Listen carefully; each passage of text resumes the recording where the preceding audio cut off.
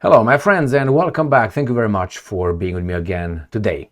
2026 President of the United States of America's State of the Union speech in Congress at the Capitol. All right, I have here a little piece of paper and obviously a pen. I will write what I think needs to be discussed and I will analyze it at the end of his speech. So they're still in the preparation stage right now. Let me show you. There they are. And as soon as they start, I will have you watch it in its entirety. Yeah, the First Lady shows up, as you can see. There you go. And Baron Trump is over there, and the other sons. The whole family. Kushner is over there, obviously. Where's Ben Shapiro? He's not there yet. He will be soon. All right, those guys try to ascend to the club, big club. We'll see if they will be accepted. Cabinet. Now, the president's cabinet shows up. These are the people that he picked to be his direct employees in charge of the U.S. departments. So you got Marco Rubio over there, you got Hegseth, who else you got over there? Bessette, or whatever his name is right there, right? And then you have, this is the finance.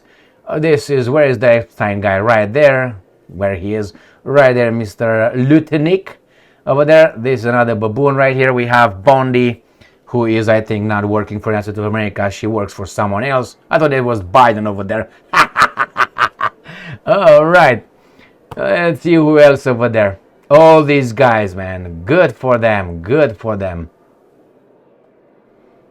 These are the guys. Look at their faces, and when time comes, you know where to find them, right? To talk to them, obviously, to talk to them. What do you have there? Israeli flag or something?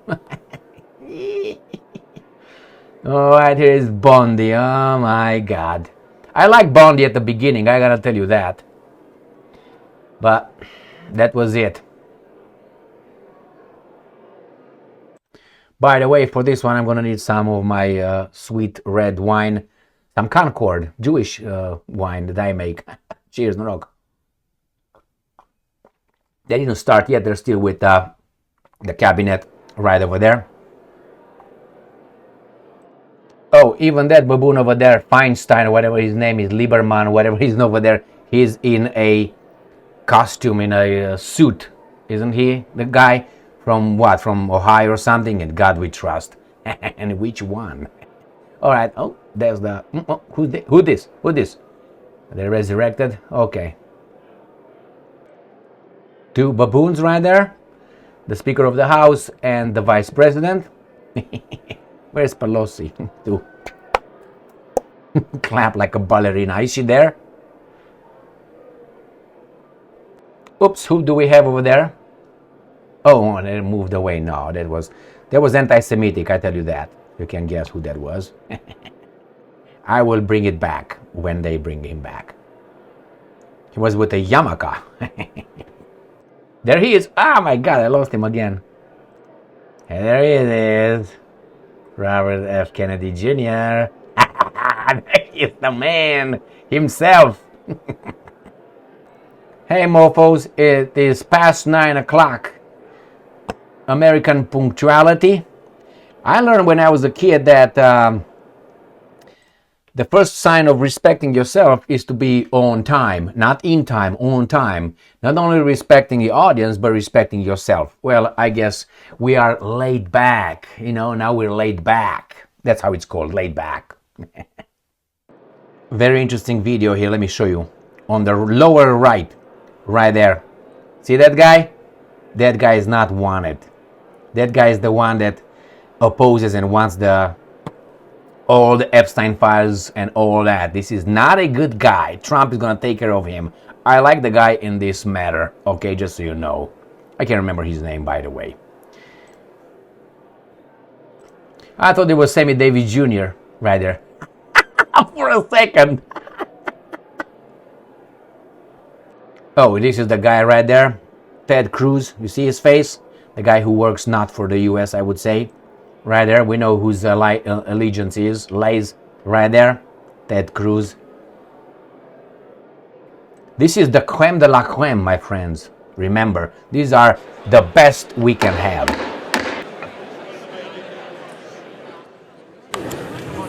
Mr. Speaker, the President of the United States.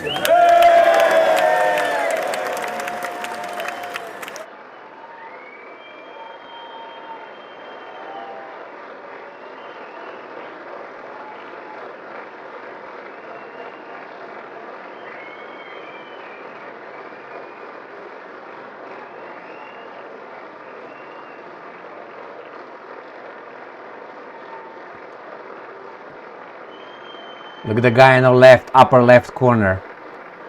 Moved away again. He's smooth like Mossad.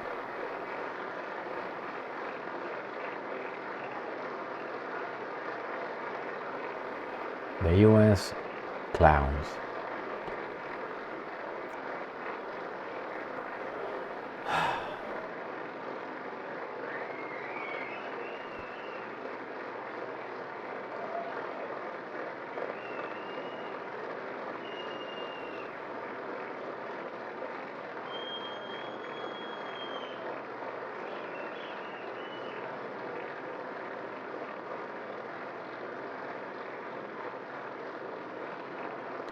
Yeah, you got the deliveries tomorrow. Yeah. They're young. Yeah, they're young. Younger than Epstein. Yeah, they're gonna be. Don't worry. Okay. Good. Yeah.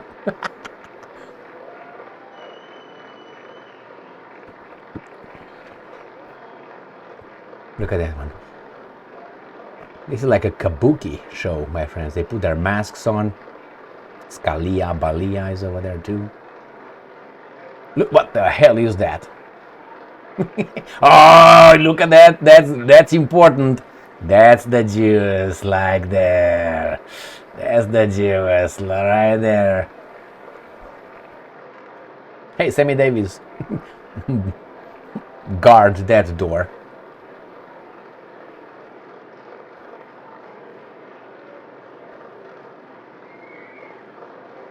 Jesus Christ. So servile. Jesus Christ. What was that? You two? You don't show up? FBI got these two right there. 1, 2. He's looking, cold shoulder right there. Who's that? Is that Schumer? These are another Jewess right here. Look at them. You can look at that. Oh my God. Yaki, daki, baki. Sotomayor. Kegan, Sotomayor. Now these guys just follow orders like machines. There you go. Yeah, attack Iran. Israel told us to do so. Let's go. Yes, sir. Yes, sir. Wait, he got it. All right, this guy wanna be. Can you imagine with this guy being a senator of the U.S.? This guy, if you want to know anything about this country, look at this guy's history. We love you. We love you. All right, enough ass kissing. Let's move. Ceausescu was like a little boy. Sammy Davis, guard that door, goddammit.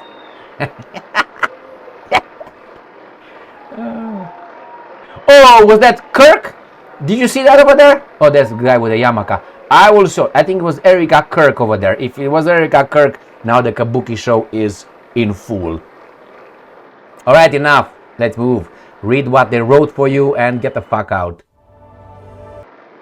So we're gonna have commercials? If that's Erica Kirk, then I am really, the show is complete.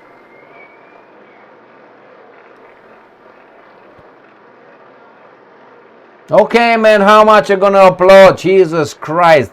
Ceausescu is going to be all jealous now. Jesus Christ. Ceausescu pecere, Ceausescu pace, gura nu ne tace, pula mea, come on. And they told us that Ceausescu was fucked up? Look at that. Oh my God, let's move, man. Whew, let me get some wine. Cheers.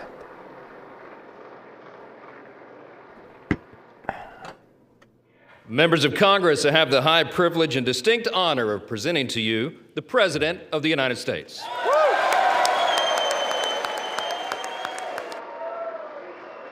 I'm waiting for Erica to show up right there.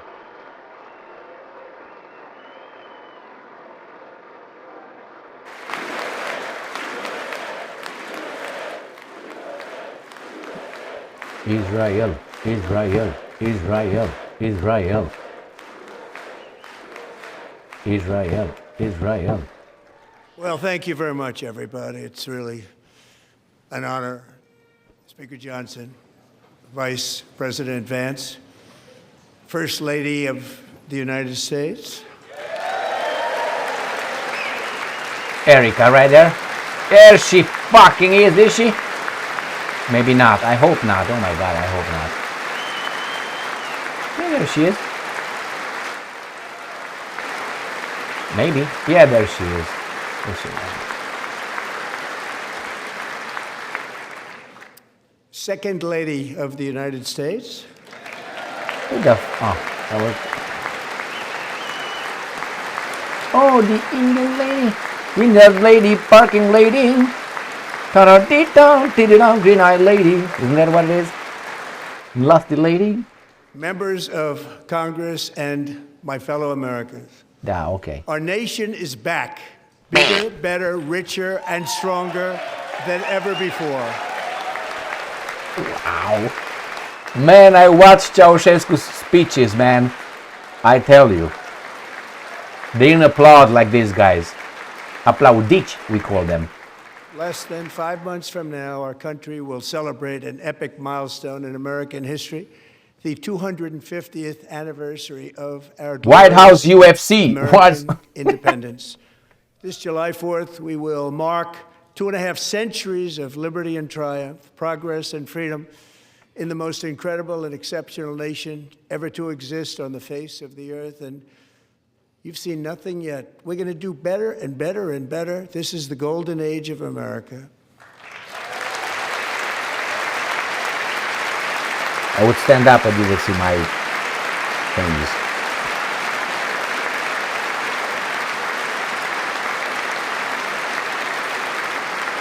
When I last spoke in this chamber 12 months ago, I had just inherited a nation in crisis with a stagnant economy, inflation at record levels, a wide open border, horrendous recruitment for military and police, rampant crime at home, and wars and chaos all over the world. But tonight, after just 1 year, I can say with dignity and pride that we have achieved a transformation like no one has ever seen before, and a turnaround for the ages. It is indeed a turnaround for the ages.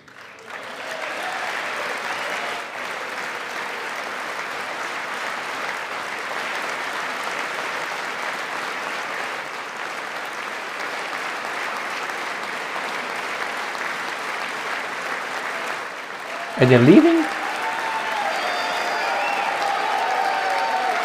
Okay. And we will never go back to where we were just a very short time ago. We're not going back. Today, our border is secure.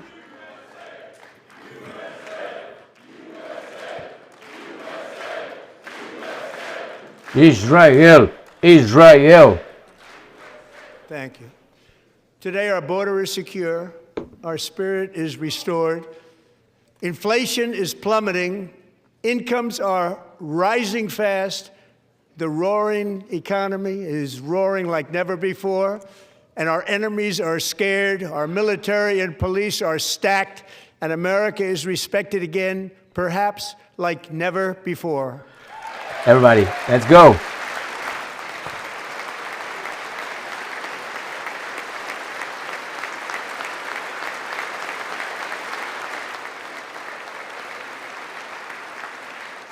After 4 years in which millions and millions of illegal aliens poured across our borders, totally unvetted and unchecked, We now have the strongest and most secure border in American history by far.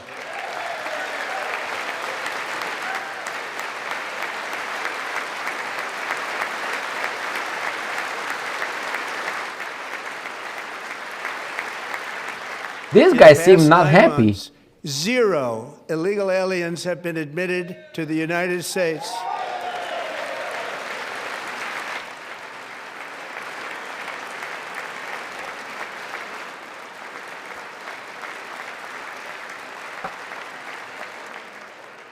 But we will always allow people to come in legally, people that will love our country and will work hard to maintain our country.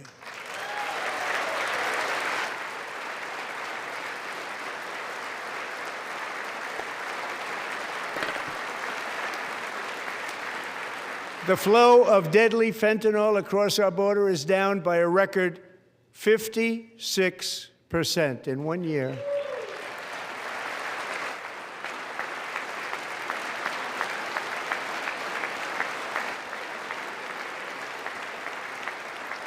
And last year, the murder rate saw its single largest decline in recorded history. This is the biggest decline, think of it, in recorded history, the lowest number in over 125 years, year 1900. In fact, substantially before my wonderful father, I had a wonderful father, Fred, before he was born, substantially before he was born. That's a long time ago. He wouldn't like me to say that, but that's a long time ago. The Biden administration and its allies in Congress gave us the worst inflation in the history of our country. But in 12 months, my administration has driven core inflation down to the lowest level in more than 5 years. And in the last 3 months of 2025, it was down to 1.7%.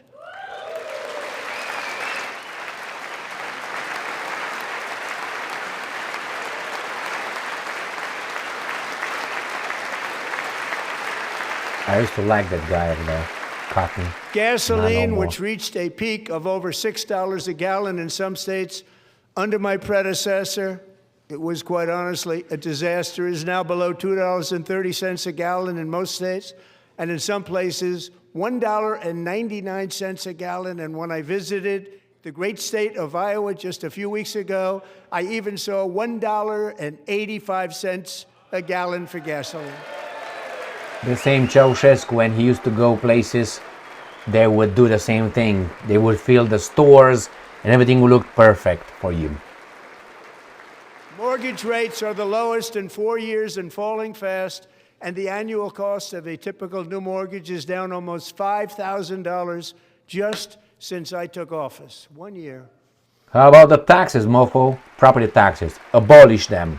All of them. And low interest rates will solve the Biden-created housing problem while at the same time protecting the values of those people who already own a house that really feel rich for the first time in their lives. We want to protect those values. We want to keep those values up. We're going to do both. Cancel property tax. All of them. And we are going to keep it that way. The stock market has set 53 all-time record highs since the election. Think of that. 1 year. And the gold is $5,200 today. Shut the fuck up. 401ks and retirement accounts for the millions and millions of Americans, they're all gaining. Everybody's up, way up. In 4 long years, the last administration got less than $1 trillion in new investment in the United States. And when I say less, substantially less. In 12 months, I secured commitments for more than $18 trillion pouring in from all over the globe. Where did it go? Who got that? Think of it, much less than $1 trillion for 4 years versus much more than $18 trillion for 1 year. What a difference a president makes. A short time ago, we were a dead country. Now we are the hottest country anywhere in the world, the hottest. The same Ceausescu said, we're the best ones, man. We are doing great.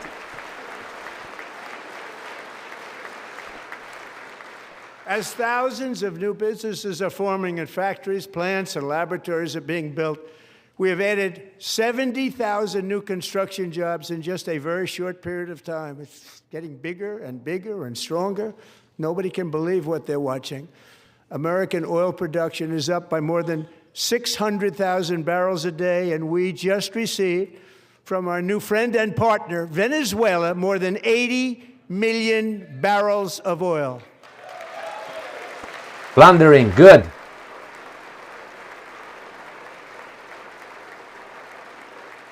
No shame. No shame. American natural gas production is at an all-time high because I kept my promise to drill, baby, drill. I'm good with that. Everybody, up! Hey, come on, man. Don't be lazy. It's just the beginning. Johnny come lately, right there. Today than at any time in the history of our country. Think about that. Any time in the history of our country, more working today, and 100% of all jobs created under my administration have been in the private sector.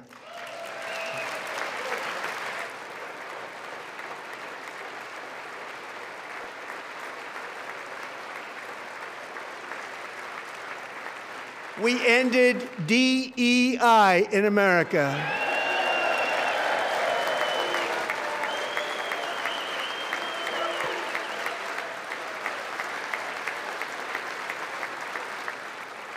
We cut a record number of job-killing regulations, and in 1 year we have lifted 2.4 million Americans, a record, off of food stamps. You got them all, but how many got on?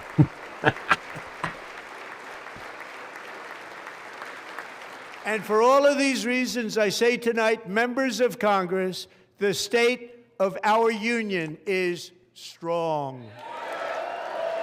Because he says so.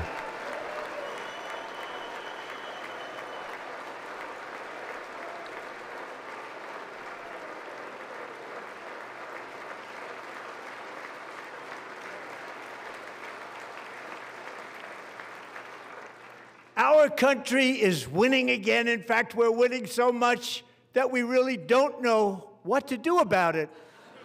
People are asking me, please, please, please, Mr. President, we're winning too much. We can't take it anymore. We're not used to winning in our country.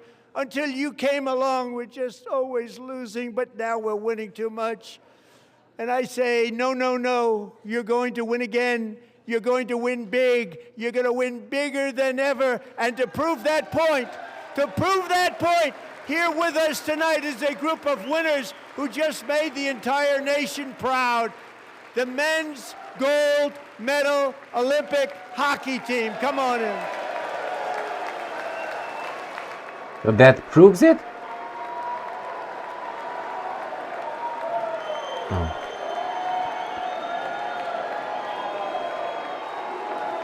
Oh, what's over there? Havana, and how many? Don't shoot, don't shoot. We're gonna win for Israel pretty soon. Let me fill my glass.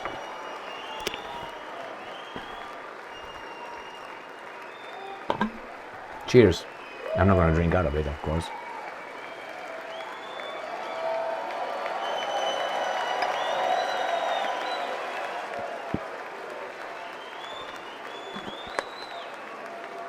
We got more. La Pichorum Messe at the foot of the table. Go ahead. Good job, guys.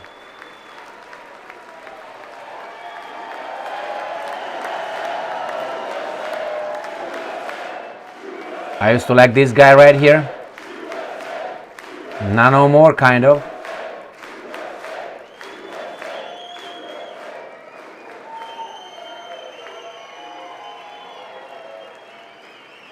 Is Borat over there? That's the first time I've ever seen them get up. And of actually, Democrats. not all of them did get up. But they beat a fantastic Canadian team in overtime, as everybody saw, as did the American women who will soon be coming to the White House.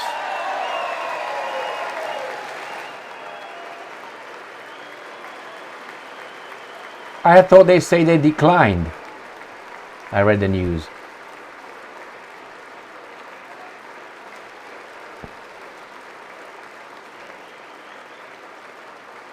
Oh, because they're not yet here.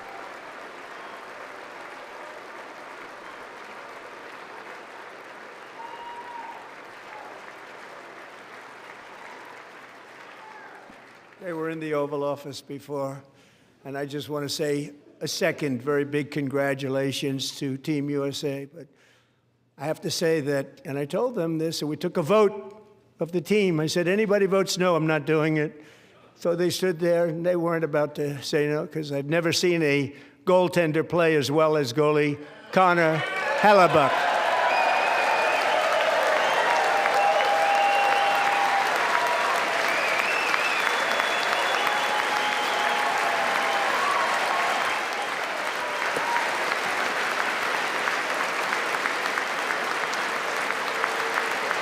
Look at the mask. Hey, we're 4 years done with that. Look at the guy with the mask. He looks Havana Gila to me without the big peak. Think of it, 46 shots on goal, and I asked him, the one shot, the one where you put your stick in the back and it hit the neck of your stick and bounced off, do you practice that, or was that a little lucky? He refused to answer that question. But I just want to tell you that the members of this great hockey squad will be very happy to hear, based on their vote and my vote, and in this case my vote was more important, that I will soon be presenting Connor with our highest civilian honor, which we will be given, and which has been the Medal of Freedom. I think these things lose their importance, like an inflated currency. Maybe that guy with the mask knows something in the air that nobody else knows is there. Like September 11th. See him? Maybe he knows something nobody knows. Great athletes have gotten that, very great, the best. And I thought he deserved it. And I did take a vote, every single one of them. I said, I'm not giving it if anybody goes no. And every single one of them rapidly put up their hand. So I want to thank you. What a special job you did. What special champions you are. Thank you very much.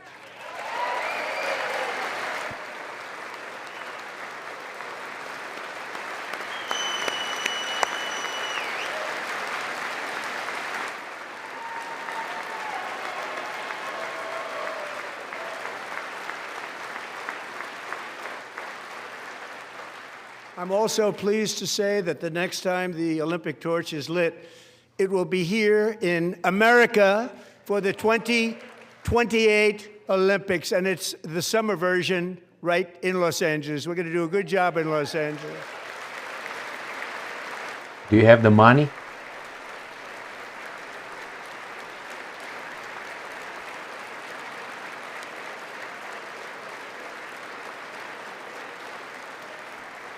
And Los Angeles is going to be safe, just like Washington, D.C. is now one of the safest cities in the country.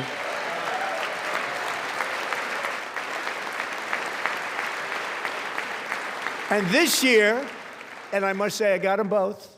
I got them in my first term, and I was disappointed because I didn't think I'd be the president when this happened. But strange things took place. And now I've got them because I got the Olympics and I got the 2026 FIFA World Cup. And I wanted to claim the 250th, but I didn't get away with that one. I couldn't claim that one for myself. But we're getting the World Cup. So we have the World Cup and the Olympics coming. And that is exciting news. Very good. Very good. Yeah. So this will be a year to celebrate our country and the heroes who have kept it free. Men like Buddy Taggart, At age 17, Buddy volunteered to defend America in World War II, serving in the Pacific under the great General Douglas MacArthur. He fought bravely in the famous Battle of Manila, worked so hard. He was badly wounded and almost killed by enemy machine guns in Luzon. And 81 years ago this month, he liberated the largest internment camp in the Philippines, one of the largest anywhere in the world. But he earned many honors, including a Purple Heart and a Bronze Star, came home, started a family, and tonight he is in the gallery looking forward to July 4th, 2026, his 100th birthday.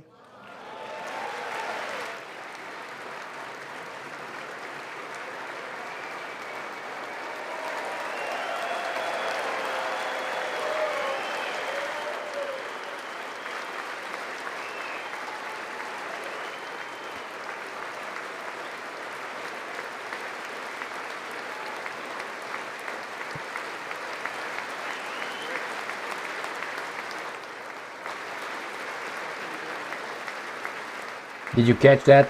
Internment camp, not concentration Buddy, you're a camp. brave man, and we salute you. Even in times of challenge, setback, and immense heartache, the spirit of 1776 has always shone through very brightly. It was July 4th of last year when floodwaters tore through a girls' summer camp in Central Texas, one of the worst things I've ever seen. I was there, rising 26 feet in the matter of minutes, tragically claiming many, many lives. You all remember that one? As the waters threatened to sweep her away, 11-year-old Millie Kate McClelland closed her eyes and prayed to God. She thought she was going to die.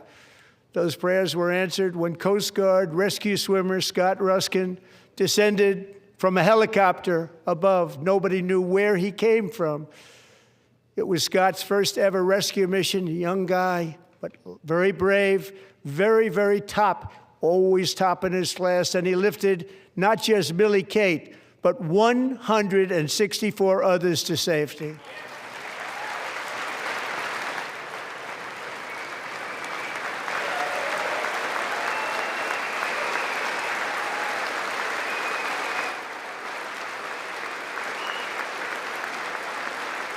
He's white. Jesus Christ. He's white. God damn. But our heroes are only...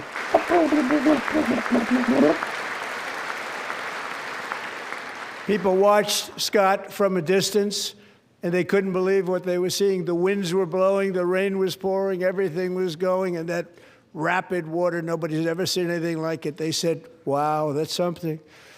Tonight, Scott and Millie Kate are here together, reunited for the very first time. Thank you, Scott, Millie Kate.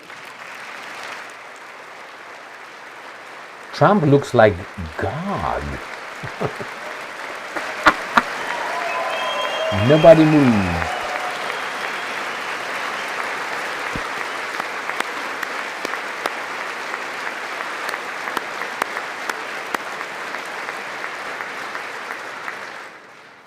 And Petty Officer Ruskin, I'm pleased to inform you that I am now awarding you the Legion of Merit for extraordinary heroism, which is what it was, extraordinary heroism. Thank you.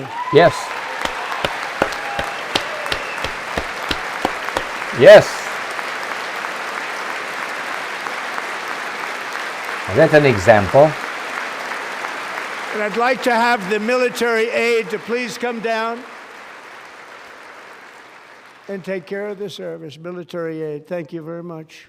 Take care of that very important service. Next time I'm going to show you the pattern on the seats upstairs. Right there. I love it. 1776 to today, every generation of Americans has stepped forward to defend life, liberty, and the pursuit of happiness. And they're really doing it for the next generation. But now it's our turn. Together we're building a nation where every child has the chance to reach higher and go further, where government answers to the people, not the powerful, and where the interests of hardworking American citizens are always our first and ultimate concern. That is the debt we owe to the heroes who came before us, and that is the promise we must keep to America for our 250th year. Sounds good. Last year, I urged this Congress to begin the mission by passing the largest tax cuts in American history, and our Republican majorities delivered so beautifully. Thank you, Republicans. No property taxes. Abolish that one. Look at the Democrats. They want taxes? Tax them.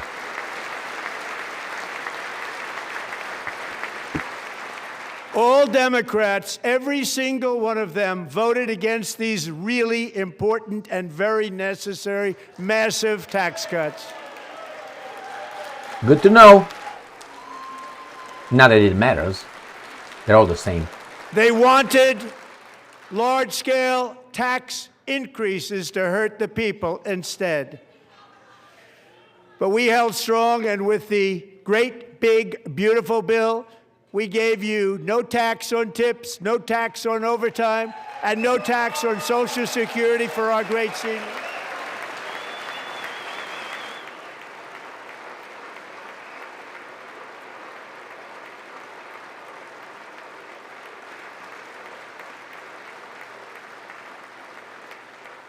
And we also made interest on auto loans tax deductible the first time, but only if the car is made in America.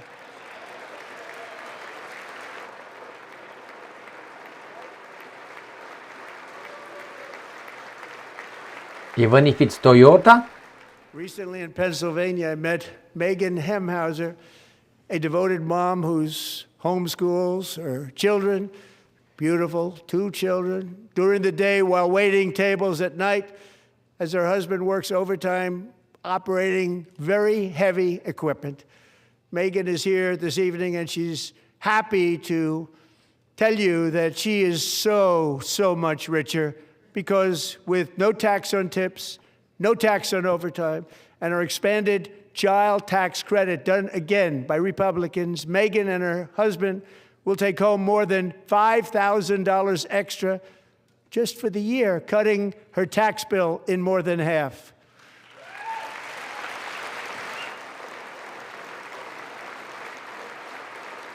Megan, please stand up. We're fighting for you, Megan. Look at that pattern on the seats. Thank you, Megan. We're fighting for you, Megan. Under our bill, parents like Megan can also activate their children's brand new Trump accounts. And I didn't name it. I did not name it. I did not name that. An ass-kisser named them, don't worry. Nobody believes me, but I did not name it. It was named by a very tall man. Good job. Standing right there in the third row. Nice man, a good man. Tax-free investment accounts for every American child. This is something that's so special and has taken off and gone through the roof. Millions will be pre-funded courtesy of the U.S. Treasury and private individuals like Michael and Susan Dell, who have donated $6.25 billion to fund the Trump accounts for 25 million American children. They're great people.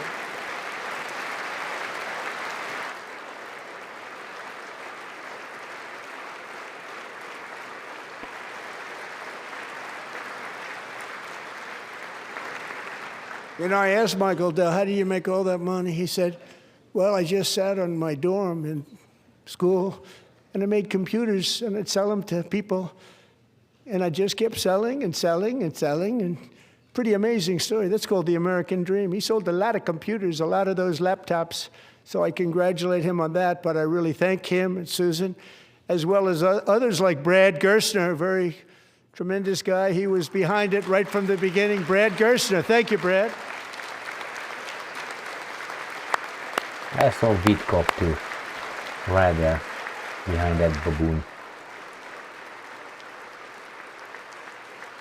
Who needs to see it? So with modest additional contributions, these young people's accounts could grow to over $100,000 or more by the time they turn 18. Think of it, how much money is that for somebody Yeah. It started with nothing. Over 100,000, could be much more than that.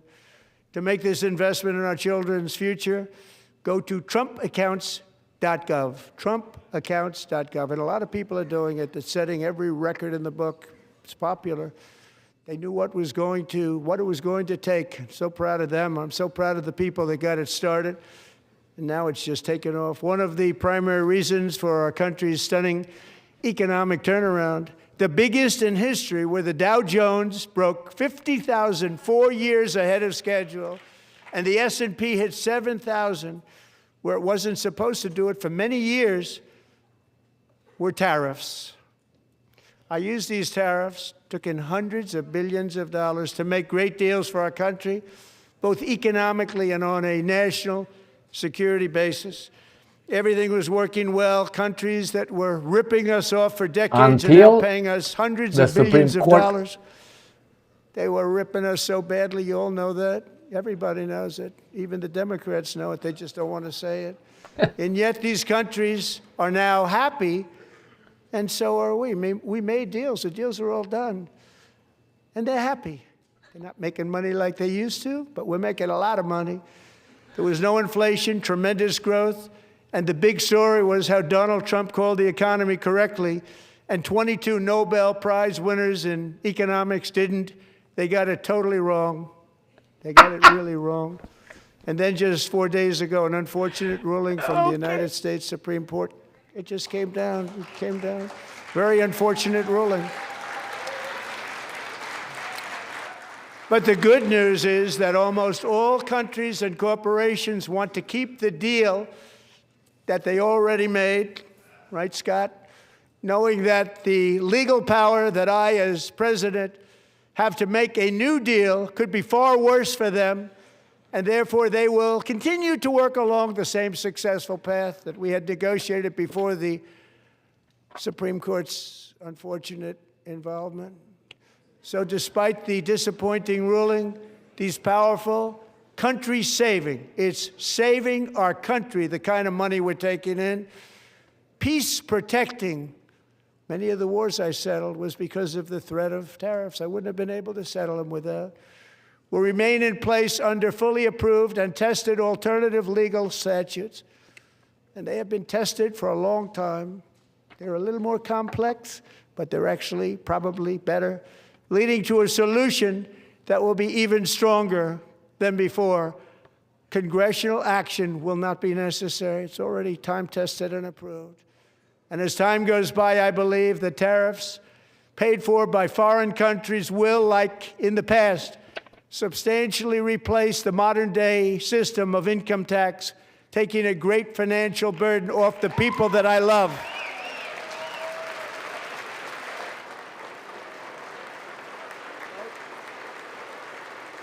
Right?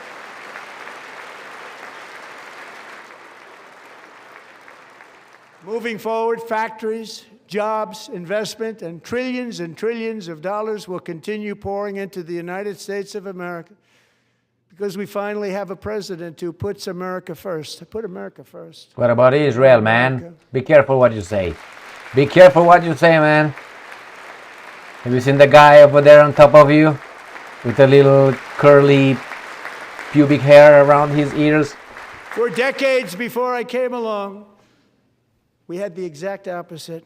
From trade to healthcare, from energy to immigration, everything was stolen and rigged in order to drain the wealth out of the productive, hardworking people who make our country great, who make our country run.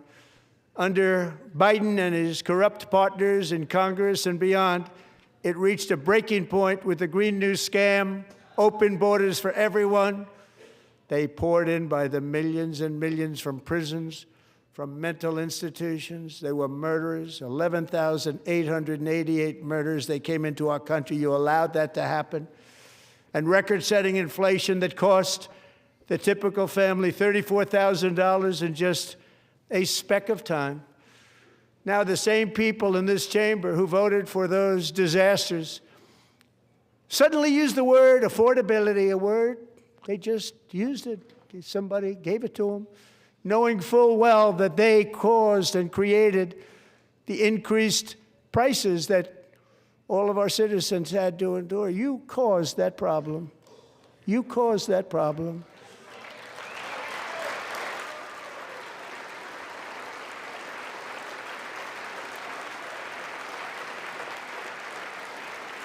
That one, the fat one right here in red, she always stands up. I don't know who she is. They knew their statements were a lie. They knew it. They knew their statements were a dirty, rotten lie. Their policies created the high prices. Our policies are rapidly ending them. We are doing really well. Those prices are plummeting downward. I'm waiting for Iran and Israel. Vitkov is right there. The price of eggs is down 60%, Madam Secretary. Thank you. The cost of chicken, butter, fruit, hotels, automobiles, rent is lower today than when I took office by a lot. And even beef, which was very high, is starting to come down significantly. Just hold on a little while. We're getting it down. And soon you will see numbers that few people would think were possible to achieve just a short time ago. Nobody can believe when they see the kind of numbers, and especially energy, when they see energy going down to numbers like that, they cannot believe it. It's like another big tax cut. I'm also confronting one of the biggest ripoffs of our times, the crushing cost of health care caused by you. Since the passage of the Unaffordable Care Act, sometimes referred to as Obamacare, big insurance companies have gotten rich. It was meant for the insurance companies, not for the people. With our government giving them hundreds and hundreds of billions of dollars a year as their stock prices soared 1,000, 1,200, 1,400, and even 1,700%, like nothing else. That's why I introduced the great health care plan. I want to stop all payments to big insurance companies and instead give that money directly to the people so they can buy their own health care, which will be better health care at a much lower cost. Don't buy it. Americans, don't buy. Healthcare is not to buy. It should be given, not bought. Get it in your fucking skulls. In addition, my plan requires maximum price transparency. That's a big deal. Epstein transparency. I'm listening. Transparency. And I did that in my first term, and the Democrats immediately terminated it with full knowledge that they were doing a very bad thing for the people. Costs were going to go way up, and that's what happened. And now I'm bringing them way down on health care. I get too drunk to talk later. I'm also ending the wildly inflated cost of prescription drugs like has never happened before. Other presidents tried to do it, but they never could. They tried. Most didn't try, actually. But they tried. They said they tried. They couldn't do it. They didn't even come close. They were all talk and no action, but I got it done. Under my just enacted most favored nation agreements, Americans who have for decades paid by far the highest prices of any nation anywhere in the world for prescription drugs will now pay the lowest price anywhere in the world for drugs. Anywhere. The lowest price. Yeah, I will tell you a story about that one.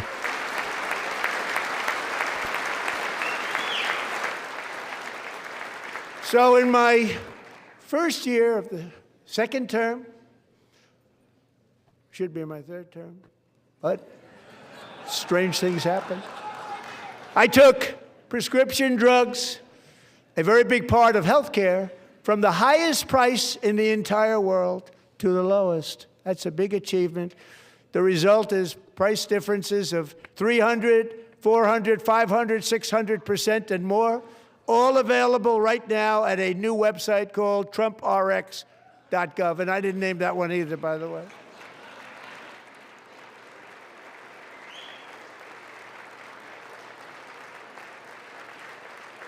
And here tonight is the very first customer ever to get that big discount, and it is big, Catherine Rayner. For 5 years, she and her husband have struggled with infertility, and they turned to IVF. One drug has been costing Catherine $4,000 to purchase. But a few weeks ago, she logged onto the Trump RX website and got that same drug that cost $4,000, got it for under $500, a reduction of much more, actually, than $3,500. Catherine, we are all praying for you, and you're going to be a great mom.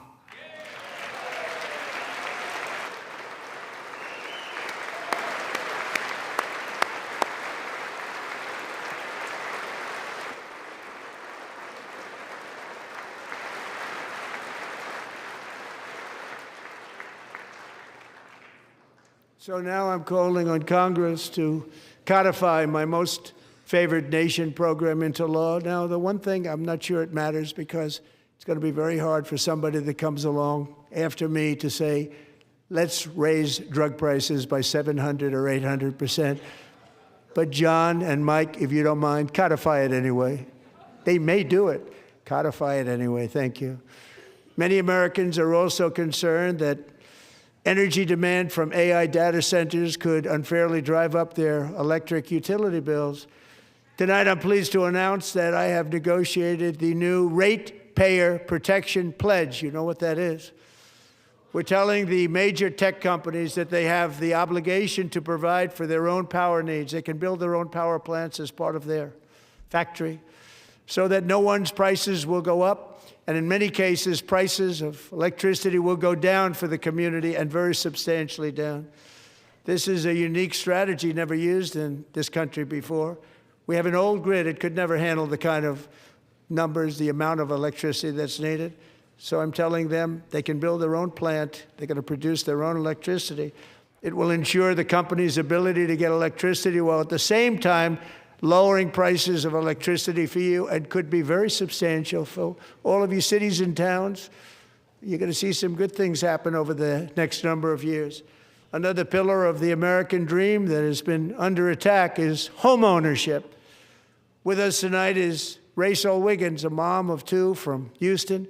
She placed bids on 20 homes and lost all of those bids to gigantic investment firms that bypassed inspection, paid all cash, and turned those houses into rentals, stealing away her American dream. She was devastated. Stories like this are why last month I signed executive order to ban large Wall Street investment firms from buying up in the thousands single-family homes. Meow Meow is here, just so you know, guys. Meow Meow is in the building. Where are you, Meow Meow? My wonderful cat. And now I'm asking Congress to make that ban permanent, because homes for people, really, that's what we want. We want homes for people, not for corporations. Corporations are doing just fine. Rachel, thank you very much. Good luck with your home. You'll get one soon. Come on, Meow Meow, where are you? Go.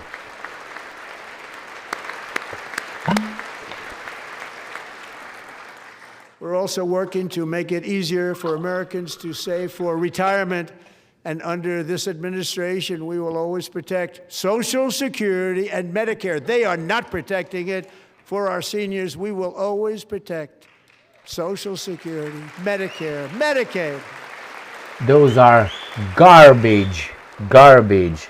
Should be included.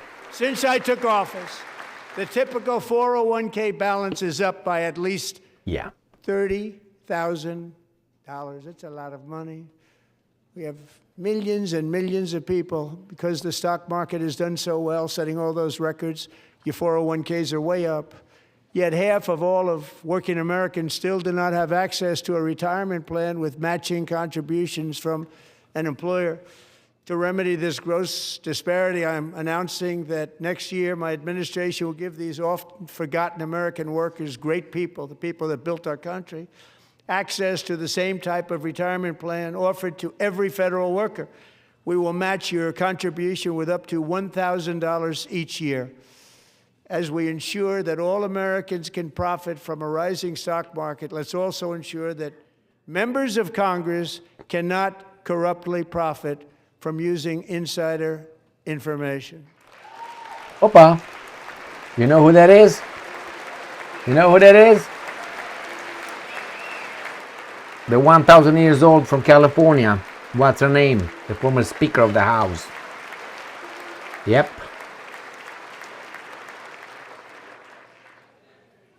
Come on, Iran and Israel. For that, I can't believe it. I can't believe it. Did Nancy Pelosi stand up if she's... That's the one with the inside trading. Pass the Stop Insider Trading Act without delay. Wow, he called her out. Wow, that's nice. I like that, Trump. Nancy Pelosi, inside trader. They say. I wasn't sure if anybody even on this side was going to applaud for that. I'm very impressed. Thank you. I'm very impressed. But when it comes to the corruption that is plundering, it's plundering America. There's been no more stunning example than Minnesota, where members of the Somali community have pillaged an estimated $19 billion from the American taxpayer. Oh, we have all the information. And in actuality, the number is much higher than that. And California, Massachusetts, Maine, and many other states are even worse. This is the kind of corruption that shreds the fabric of a nation, and we are working on it. What's up with the sound? So tonight, although started 4 months ago, I am officially announcing the war on fraud to be led by our great Vice President, J.D. Vance.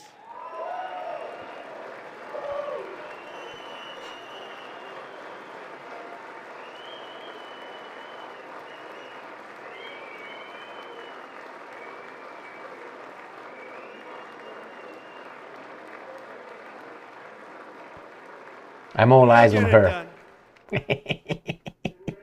Find enough of that fraud, we will actually have a balanced budget overnight. It'll go very quickly.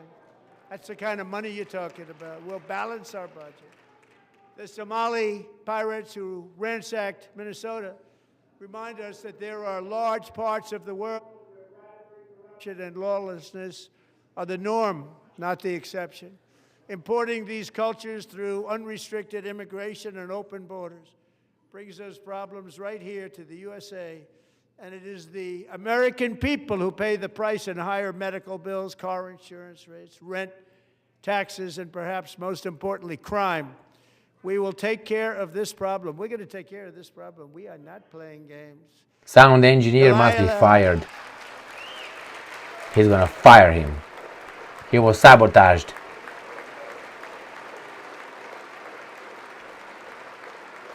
There's the lady. Delilah Coleman was only 5 years old in June 2024 when a 18-wheel tractor trailer plowed into her stopped car traveling at 60 miles an hour or more.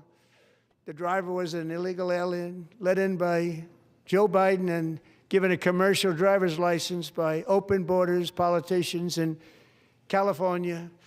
Doctors said Delilah would never be able to walk or talk, have a good life. She wouldn't even be able to eat again. But against all odds, she is now in the first grade learning to walk. And she's here this evening with her dad, Marcus, a fantastic man. Delilah, please, you are a great inspiration. Please stand up. He's just a terrible example. Ah, Erica. Erica, are you gonna try to cry again? Erica, don't, please come back. Oh, come on. Ah, look at that. You like that? You like that over there? Who doesn't like that, huh? We were Romans and Greeks at one point. Thank you, Delilah.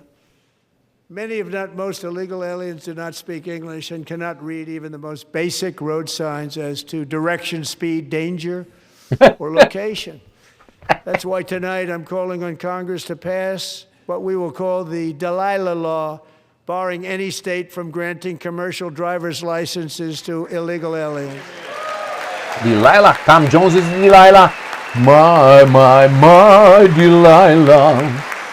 Why, Delilah? Tom And Jones is back in yesterday, business. As you probably saw at the White House, I hosted a ceremony with Americans who lost their treasured loved ones to the scourge of illegal immigration. People came into our country, how we allowed this to happen with our open borders. These are the angel moms and families that for decades our government betrayed and our media totally ignored. It was terrible. Hard to believe, actually. In 2023, a 16-year-old high school cheerleader named Elizabeth Medina was supposed to perform in her town's Christmas parade, but she never arrived. Her mother, Jacqueline, went home to look for her, and she found her lying dead in a bathtub, bleeding profusely after being stabbed 25 times. Elizabeth's killer was a previously arrested illegal alien who had broken in and brutally extinguished the brightest light in her family's life, violently and viciously. Her heartbroken mother is in the gallery to remind everyone in this chamber exactly why we are deporting illegal alien criminals to our country at record numbers, and we're getting them the hell out of here fast. We don't want them.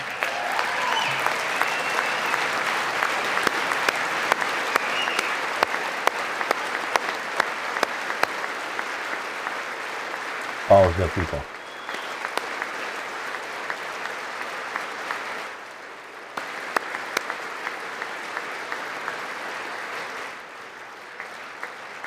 Thank you very much, Jacqueline. Thank you. We can never forget that many in this room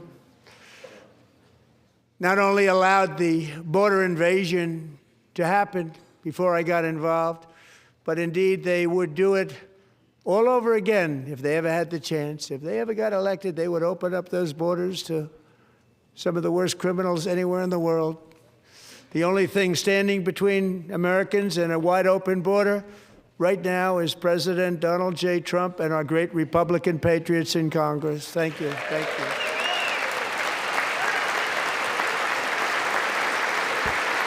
Yeah.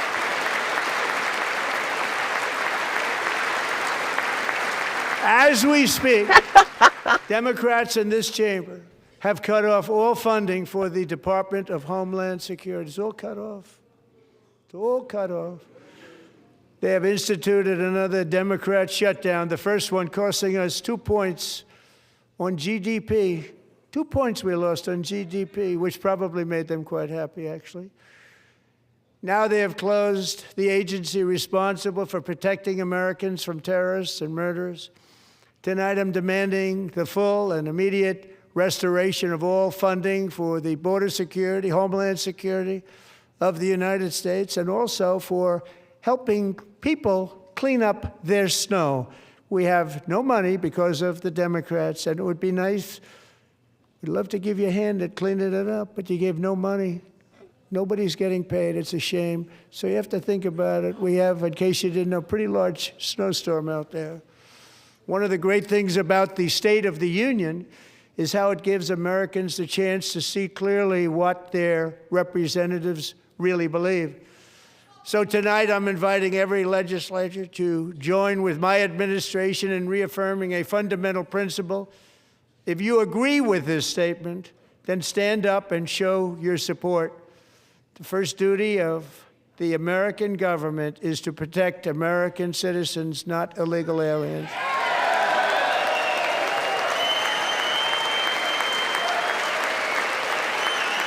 Let's talk about Israel. We're gonna change tune in a second about protecting Americans. Bring it on, Havana Gila. Come on, Trumpstein, bring it. I'm waiting for the summer. Come on.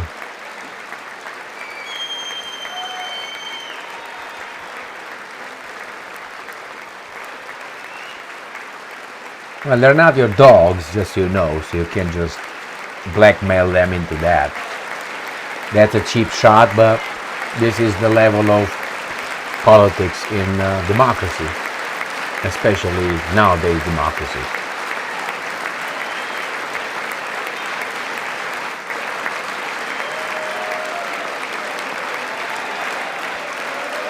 I haven't seen Rand Paul. Do you see Rand? Can you pick him up? I see Roy, Cheap Roy down here somewhere. Right there. It also burn it for me, Cheap Roy. Because of APAC and his sponsors. I can't see him here anyway. I can't see, as I said, Rand Paul at all.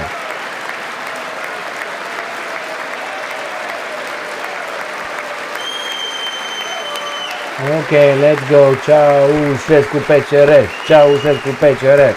Let's move on. We got it. Right there. Who's this one? Who's this one, man? Isn't that a shame? You should be ashamed of yourself not standing up. You should be ashamed of yourself. No, they didn't want to be your dogs. That is why I'm also asking you to end deadly sanctuary cities that protect the criminals and enact serious penalties for public officials who block the removal of criminal aliens. In many cases, drug lords, murderers all over our country, they're blocking. Ladies, My lady is there down there. On the right lower corner. Who is she? She wants money. Israel. And perhaps most importantly, I'm asking you to approve the Save America Act.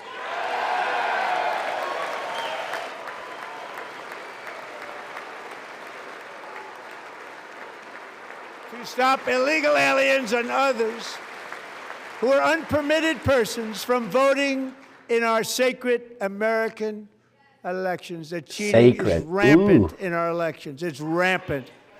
With the voting machines? It's very simple. All voters must show voter ID.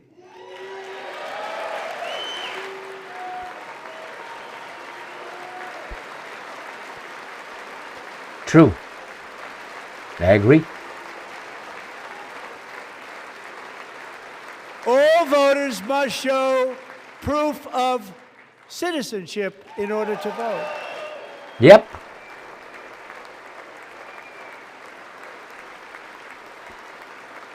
And no more crooked mail-in ballots except for illness, disability, military, or travel. None. Correct. Yep. But if you have the voting machines, it doesn't matter. It's polling at 89%, including Democrats. 89%.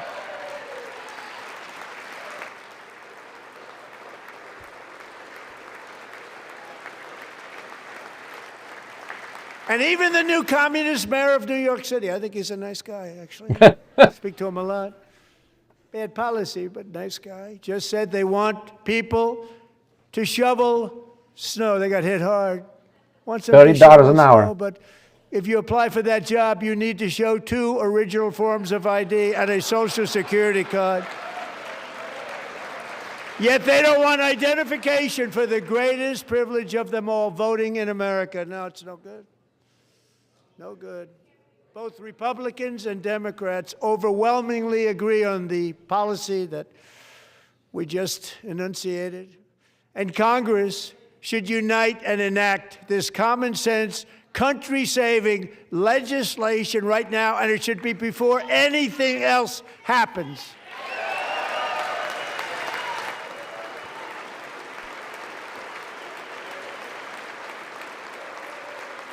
Let me put my new glasses, blue light glasses.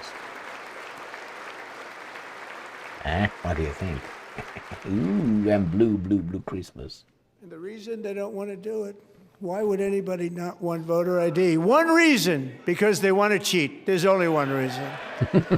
They make up all excuses. They say it's racist. They come up with things you almost say, what imagination they have. They want to cheat, they have cheated, and their policy is so bad that the only way they can get elected is to cheat. And we're going to stop it. We have to stop it, We're going to stop it. With Bondi. Bondi will stop it. How about the Epstein files? I'm going to stop it.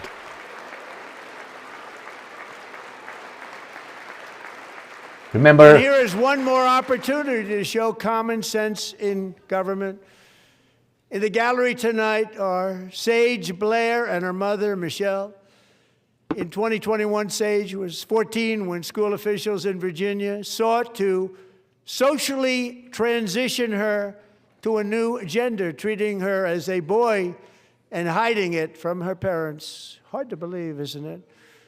Before long, a confused Sage ran away from home after she was found in a horrific situation in Maryland. A left-wing judge refused to return Sage to her parents because they did not immediately state that their daughter was their son. Sage was thrown into an all-boys state home and suffered terribly for a long time. But today, all of that is behind them because Sage is a proud and wonderful young woman with a full-ride scholarship to Liberty University. Sage and Michelle. liberty, liberty, liberty, liberty, liberty. Oh, let me take a look.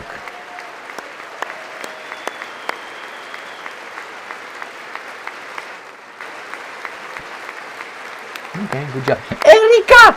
Erika! You know, remember that German song, Erika? Eh? Nazi song, I'm sorry. Thank you for your great bravery. And who can believe that we're even speaking about things like Yeah, I know. 15 years ago, if somebody was up here and said that, they'd say, what's wrong with him?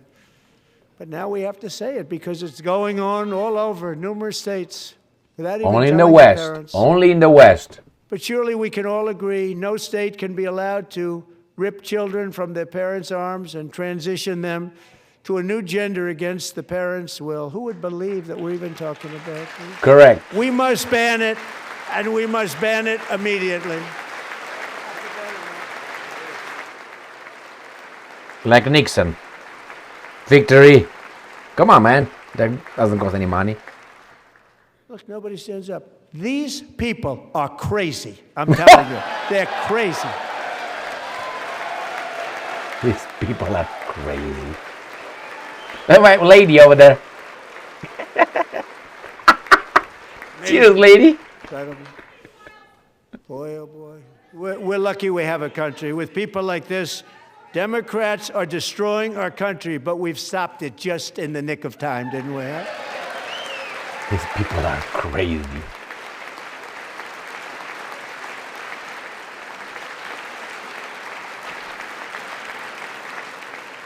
No one cares more about protecting America's youth than our wonderful First Lady. Now a movie star. She's a movie star. Can you believe it? God believe damn. Over the past year, she has had an incredible impact championing AI legislation, advancing a landmark executive order on foster care, and helping secure $30 million to launch the Melania Trump Foster Youth to Independence Initiative. It's a tremendous, really a tremendous thing that happened and had a lot of bipartisan support. She gets much better bipartisan support than I do. I get none, she gets a lot. Someday you're gonna have to tell me how you did that. And students and educators in every state have joined the First Lady's efforts in the presidential AI challenge, keeping America's next generation positioned to succeed and strongly succeed in the future. Tonight, we welcome two young people whose lives reflect the First Lady's impact, Sierra Burns and Everest Nevermont. Thank you both, and Melania, thank you. I know how hard you worked on it. Thank you very much. What's going on with these people? What do they do? Melania.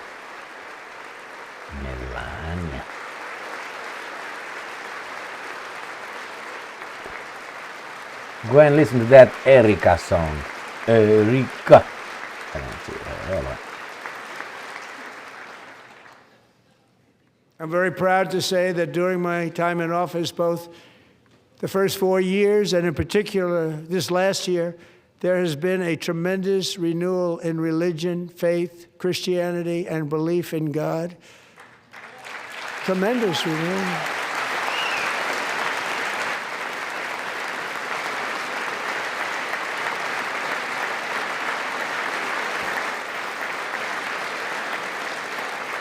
This is especially true among young people, and a big part of that had to do with my great friend, Charlie Kirk.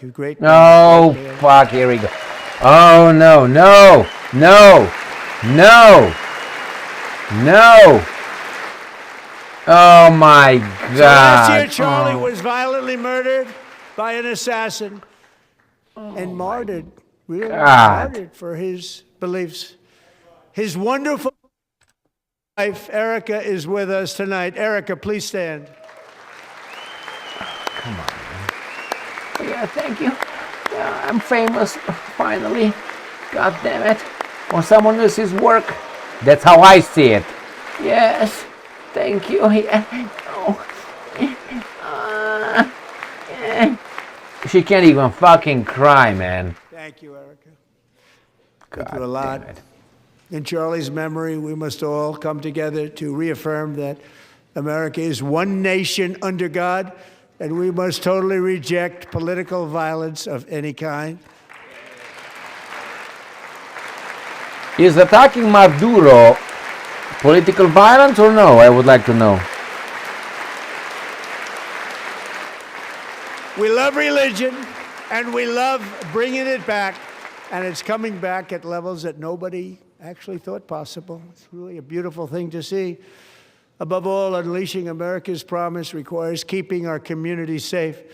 We have made incredible strides, yet dangerous repeat offenders continue to be released by pro-crime Democrat politicians again and again.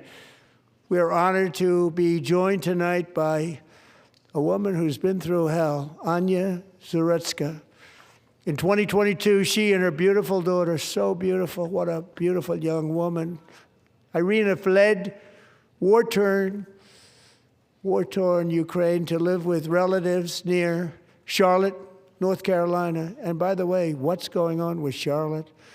Last summer, 23-year-old Irina was riding home on the train when a deranged monster who had been arrested over a dozen times and was released through no cash bail, stood up and viciously slashed a knife through her neck and body. No one will ever forget there were people on that train. No one will ever forget the expression of terror on Irina's face as she looked up at her attacker in the last seconds of her life. She died instantly. She had escaped a brutal war only to be slain by a hardened criminal, set free to kill in America, came in through open borders. Mrs. Zuretska, tonight I promise you we will ensure justice for your magnificent daughter, Irina. Good job with that one. Good job. Look at Erica. Try, baby. Like Janis Joplin's try. Or James Brown, try me. Right? Try. Oh, she can't fucking cry.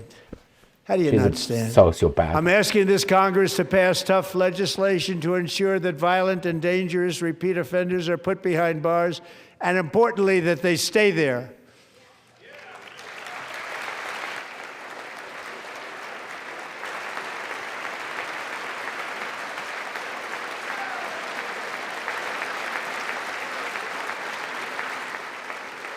Starting last summer, I deployed our National Guard and federal law enforcement to restore law and order to our most dangerous cities, including Memphis, Tennessee, big success, New Orleans, Louisiana, big success, and our nation's capital itself, Washington, D.C., where we have almost no crime anymore in Washington, D.C. How did that happen?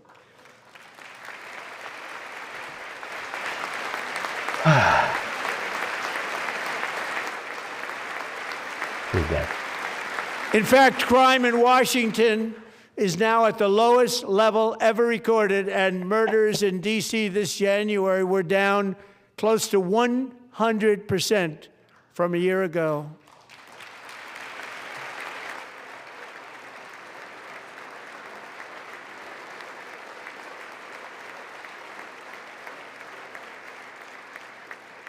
They don't like to hear that. One of the brave service members who helped achieve this stunning turnaround was 20-year-old West Virginia Army National Guard Specialist Sarah Beckstrom. After a 4-month deployment, she voluntarily extended her service, and her rank was going to be lifted. She was doing so well. They were so proud of her. But the very next day, she was on patrol near the White House when she was ambushed and shot in the head by a terrorist monster from Afghanistan. Shouldn't have been in our country. And all because she wore the uniform of our nation, she was shot. He traveled here because he didn't like people wearing our uniform. He was sick and deranged, shouldn't have been in our country. Sarah Beckstrom died in order to defend our capital, and we are honored to be joined by her wonderful parents, Gary and Evalie.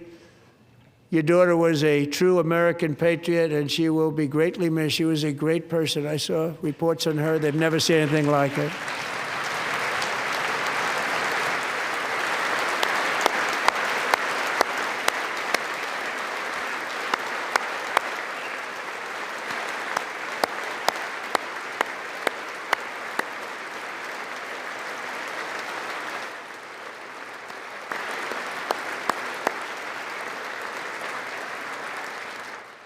So sorry. Thank you very much.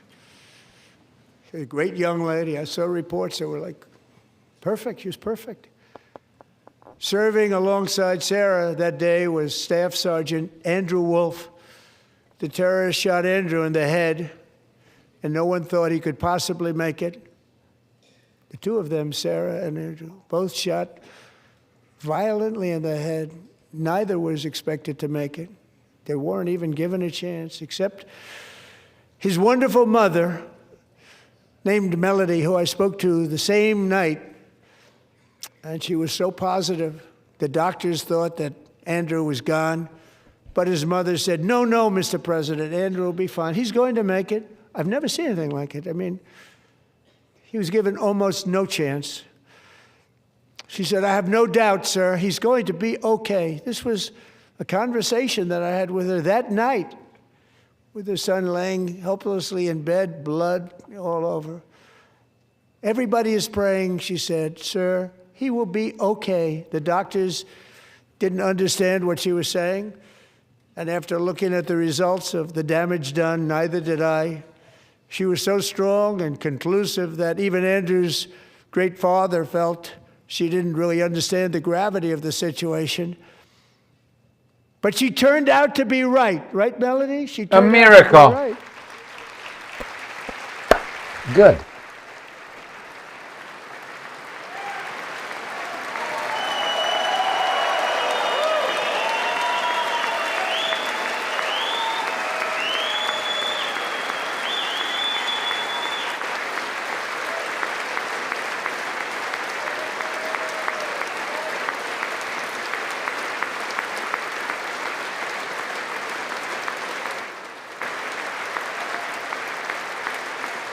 Mala's boy.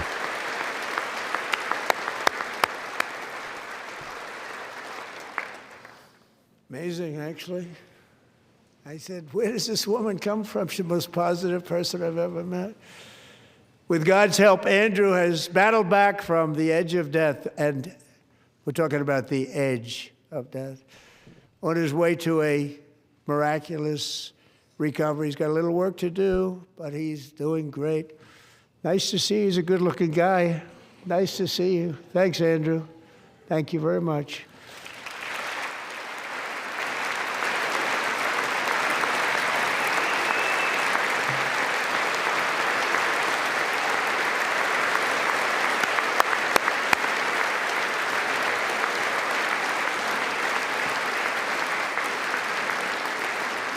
So, Andrew, while you're up, now I'm going to ask a highly respected General James Seward to present Staff Sergeant Andrew Wolf and the great family of Sarah Beckstrom with the award created by our late great President George Washington himself. It's called the Purple Heart.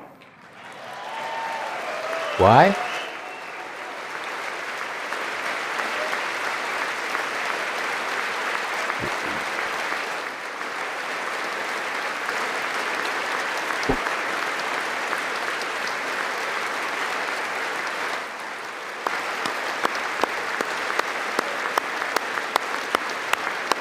Sammy Davis Jr., come on, do something for us.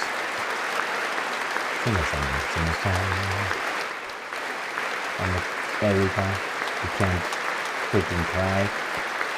Let's sign up. Being a psychopath, sociopath. But what do I know? I'm not saying she is. We love you all. Love you. So much love. We're proudly restoring safety for Americans at home, and we are also restoring security for Americans abroad. Our country has never been stronger. In my first 10 months, I ended 8 wars, including Cambodia. Isn't it funny? Finally, we get to Israel. Sick people.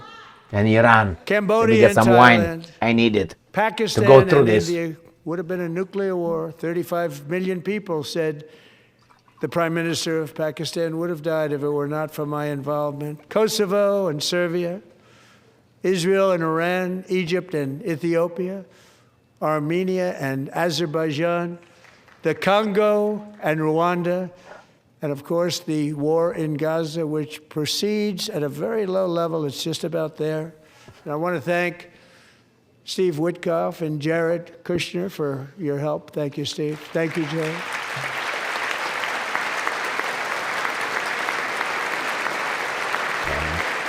Jesus Christ, man. Come on, Erika. Jesus Christ. Superstar. And I also want to thank the man they report to, Secretary of State Marco Rubio. Thank you, Marco. No, I thought he was going to say Bibi Netanyahu. For a second, I thought it was going to be Netanyahu. I was like, say it. Say it. And with love. Come on, make it for me. There you go. Where don't you go? Come back. Oh, my God. An owned country. You know, Marco got 100% of the votes when he was in confirmation. I think our next one was about 54%. And some of the Democrats are now saying, I can't believe we approved that guy. And he said it's an honor that they feel that way, right, Marco? You have done a great job, great Secretary of State. I think he hopes for the presidency. That's what he hopes. Bravo, Marco.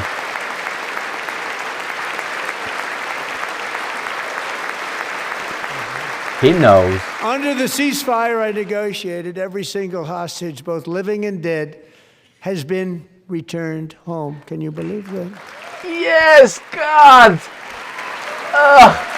Thank you. How do you say that in Yiddish? Shakalaka maka. Shakalaka maka.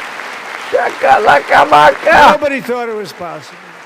Why do we care? Nobody thought that was possible. Why do we care? Both living and dead. And those parents who had a dead son, their boy, they'd always tell me their boy, they wanted him as much as though he were living. It was an amazing period of time. And they came back, and when we got all of the living hostages back, and many, many before them, but I always said those last 20 are going to be very tough, but we got many, many more, hundreds. But I said those last 20 are going to be tough. We got them back. But we only got back 14 or 15 of the dead of the 28. And believe it or not, Hamas worked along with Israel, and they dug and they dug and they dug. It's a tough thing to do, going through bodies all over, passing up 100 bodies sometimes for each one that they found. Tough job. And they finally got it back to 27. And then Steve and Jared, they got it back to 28. They found all 28. Nobody thought that was possible, but we did it. And I remember the family of the 28th. They were so grieved, but they were so happy as it's possible to be. They had their boy back. The mother said, "Sir, we have our boy back." What a period of time that was, but we got them all back. So thank you both very much. Great job. These guys can't even fake it that they care. Trump can't even fake it. He cares about this. That's what it is. It's just a and mockery, we're working very man. hard. With delicious Opa. rewards. Soldiers are dying a month. A war which would have never happened if I were president, would have never happened. As president, I will make peace wherever I can, but I will never hesitate to confront threats to America wherever we must. That's why in a breakthrough operation last June, the United States military obliterated Iran's nuclear weapons program with an attack on Iranian soil known as Not for Operation us, Midnight for Hammer. Israel. Not for us, for Israel. Not for us. Good. You expose us to great danger, boy. That's what you do. For decades, it had been the policy of the United States never to allow Iran to obtain a nuclear weapon. Many decades. Since they seized control of that proud nation 47 years ago, the regime and its murderous proxies have spread nothing but terrorism and death and hate. They've killed and maimed thousands of American service members and hundreds of thousands and even millions of people with what's called roadside bombs. They were the kings. What were you doing there? Roadside bomb. What were you doing I there? took out Soleimani. I did that during my first term. That's Had a war huge crime, impact. isn't it? He was the father of the roadside bomb. You can't designate someone as a terrorist and then kill him the next day. If that's the norm, they can do it to you too. And just over the last couple of months with the protests, they've killed at least, it looks like 32,000 protests. 32,000 5 million, how about protesters that? in their own country. They shot them and hung them. We stopped them from hanging a lot of them with the threat of serious violence. But this is some terrible people. They've already developed missiles that can threaten Europe and our bases overseas, and they're working to build missiles that will soon reach the United States of America. After Midnight Hammer, they were warned to make no future attempts to rebuild their weapons program, and in particular, But they nuclear do. weapons. Yet they continue. They're starting it all over. We wiped it out, and they want to start all over again, and are at this moment again pursuing their sinister ambitions. We are in negotiations with them. They want to make a deal, but we haven't heard those secret words. We will never have a nuclear weapon. They said it, My motherfucker. preference- Shut the fuck up. You're a liar. That's a lie. God damn. There you go. Come on, Democrats. Go out. AIPAC is paying you. Let's go. My preference is to solve this problem through diplomacy. But one thing is certain, I will never allow the world's #1 sponsor of terror, which they are by far, to have a nuclear weapon. Can't let that happen.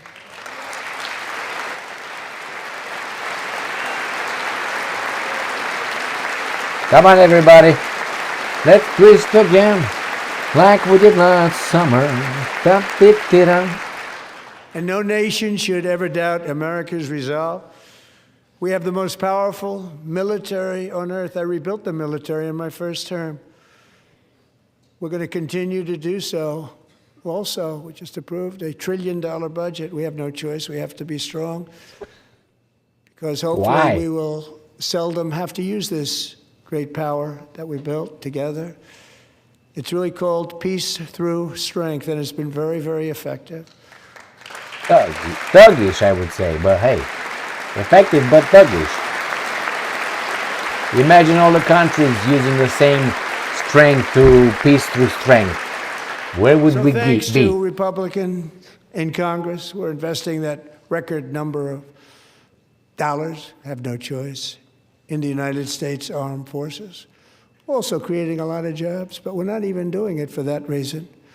Because as I said, we have more jobs, more people working today than ever before in the history of our For how much? And NATO countries are friends and allies. They are. They're our friends and they're our allies. Have just agreed, at my very strong request, to pay 5% of GDP for military defense rather than the 2%, which they weren't paying. We were paying for almost all of NATO. Now they're paying 5 as opposed to not paying 2. Come on, man, it's too long already. Stop the crap. And getting that 5% was something which everyone said would never be done, could not happen. We got it really easily with one meeting. And big difference between 2% that's not paid. We were paying the freight of many of them. Very few were paid up. Now 5%, then they're paid. And everything we send over to Ukraine is sent through NATO, and they pay us in full. They pay us totally in full. So that's Every a business branch of our armed transaction? forces is setting records for recruitment. This is so exciting. And every service member recently. For recruitment, that means your sons and daughters will go and fight with those guys. Go and applaud it. And every service member recently received a warrior dividend of $1,776.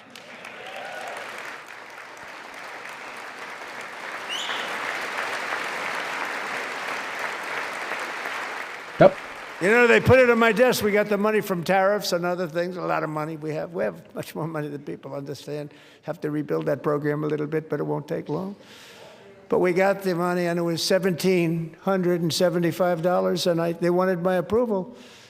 And I said, what's the number? $1,775. I said, wait a minute, for one more dollar, we can have $1,776. It's going to I said, we're going to figure that. I never asked anybody if we could afford it. One more dollar, I said $1,776. And I said, that's good. And I'll tell you what, our military, that was 4 months ago, our military, I never see a person in the military that doesn't thank me for it, so we're honored to do it. They deserve it. And we call it 1776. It was great. And we love our military. We love our law enforcement. We love our firemen. You know, the firemen don't get mentioned enough. We love our firemen. We're also...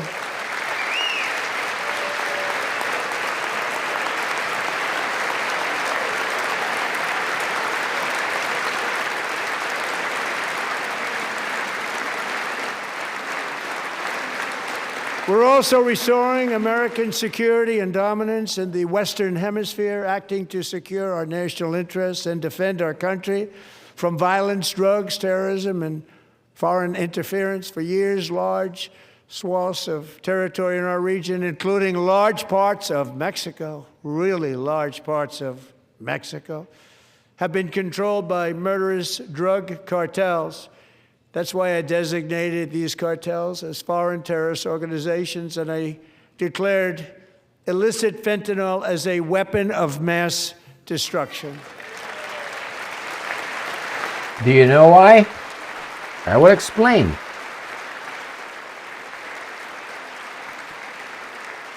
And with our new military campaign, we have stopped record amounts of drugs coming into our country and virtually stopped it completely coming in by water or sea. You probably noticed that. We very seriously damaged their fishing industry also. Nobody wants to go fishing anymore. We've also taken down one of the most sinister cartel kingpins of all. You saw that yesterday. In January,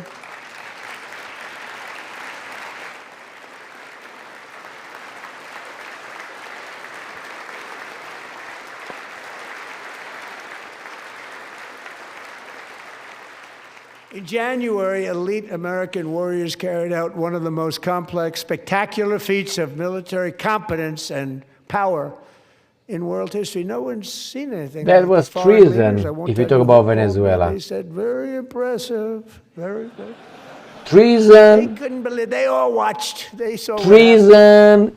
If you didn't have the traitors in Fighting force Venezuela, years ago no. when we fought to tie.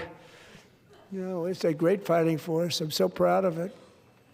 Look at Space Force. Space Force is my baby, because we did that. My baby is becoming so important. Like AS in Germany. SA, whatever it was.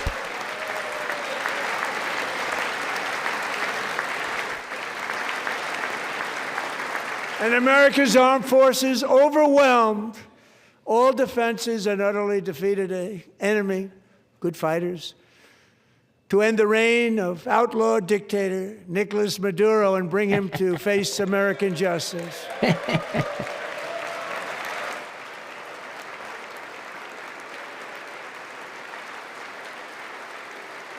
And this was an absolutely colossal victory for the security of the United States, and it also opens up a bright new beginning for the people of Venezuela. We're working closely with the new president of Venezuela, Delcy Traitor. Rodriguez, to unleash extraordinary She's a economic traitor. gains for both of our countries and to bring new hope to those who have suffered. You're going to plunder their country. That's what you're going to With us do. tonight is Alejandro Gonzalez. She grew up in a tight-knit Venezuelan family and was especially close to her beloved uncle Enrique. But after Enrique ran for office and opposed Maduro, he was kidnapped by Maduro's security forces and thrown into the regime's really infamous prison in Caracas. Alejandro feared she would never see her uncle again. She feared for her own life also. But since the raid, we have worked with the new leadership, and they have ordered the closure of that vile prison and released hundreds of political prisoners already, with more to come.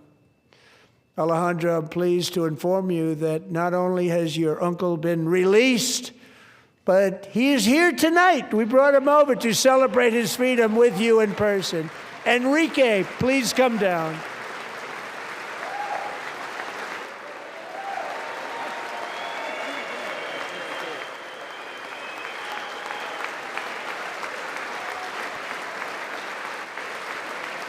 I think this program has a thing for this. They have for love and all that, but not that.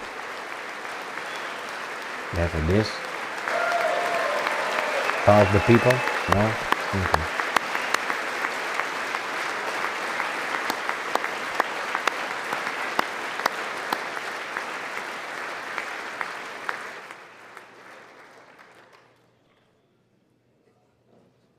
Thank you, Enrique. Have a good time. Nice to have you back, Enrique. There were many heroes on that January raid to capture Maduro. Really great heroes. Hijack. It was very dangerous. You They didn't knew we were capture coming. him. They were all set. You But kidnapped the deeds of him. one warrior that night will live forever in the eternal chronicles of military valor. Chief Warrant Officer 5, Eric Slover, planned the mission and was the flight lead in the cockpit of the first helicopter, a big, beautiful, powerful helicopter. It was a massive Chinook. It was Carrying, treason, as you can Trump. imagine, many, many American warfighters. Wearing the dog tags, his wife Amy had blessed with holy water before he left. She knew it was going to be a rough one. Eric steered the Chinook under the cover of night and descended swiftly upon Maduro's heavily protected military fortress. This was a major military installation, protected by thousands of soldiers and guarded by Russian and Chinese military technology. But we fucked them up, man. How did that work out? Not too good? Yeah, America! While preparing to land, enemy machine guns fired from every angle, and Eric was hit very badly in the leg and hip, one bullet after another. He absorbed 4 agonizing shots, shredding his leg into numerous pieces. And yet, despite the fact that the use of his legs was vital to successful helicopter flight, legs are the most important part of flying a helicopter, to deliver the many commandos who would capture and detain Maduro was the only thing Eric was thinking about. Then, even as he was gushing blood, which was flowing back down the aisle, helicopter lands at a steep angle. The machine gun stood right in front of him. They were right in front of him, 2 machine gunners who escaped the wrath of the previous planes. Eric maneuvered his helicopter with all of those lives and souls to face the enemy and let his gunners eliminate the threat. Turned the helicopter around so the gunners could take care of business, saving the lives of his fellow warriors from what could have been a catastrophic crash deep in enemy territory. Make me sleep, Trump. Only Let's go. after safely landing the helicopter with all the warriors aboard in the exact right spot, which was vital to the mission. We probably would have had to maybe cancel the mission if that didn't happen. Eric told his co-pilot, also wounded, but not as gravely, to take over I'm about ready to pass out. The success of the entire mission and the lives of his fellow warriors hinge on Eric's ability to take the searing pain. It was unbelievable what's happened to his legs of the bullets and keep on flying and landing, and people knew what was happening. Everybody in the back of the helicopter knew because they saw the blood pouring down the aisle. Chief Warrant Officer Slover is still recovering from his serious wounds, but I'm thrilled to say that he is here tonight with his wife, Amy. Eric and Amy, come on in. What drug is Trump taking? He's 79, and look at him. At 11 o'clock p.m. after a hard work day, he's right there. What drugs these guys inject this guy with? Do you think this is normal? It's 11 o'clock at night as the US president, working hard, and he's right there, not losing any stamina. 79 years old.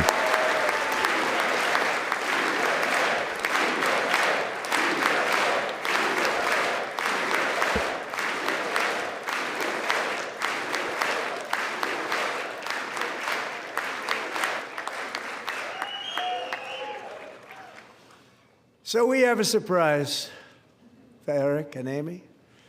In recognition of Eric's actions above and beyond the call of duty, I would now like to ask General Jonathan Braga to present Chief Warrant Officer Slover with our nation's highest military award, the Congressional Medal of Honor.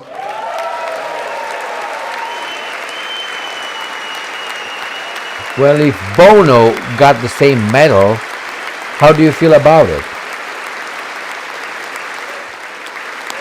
Let's say if Bono got it from U2 or other retard like that, how would you feel getting the same award as them?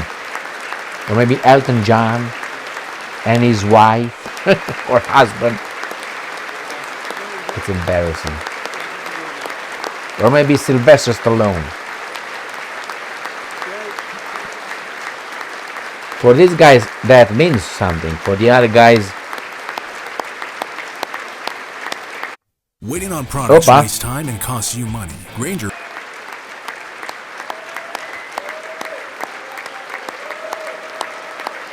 I don't deny his bravery, but I don't think it was as Trump said it.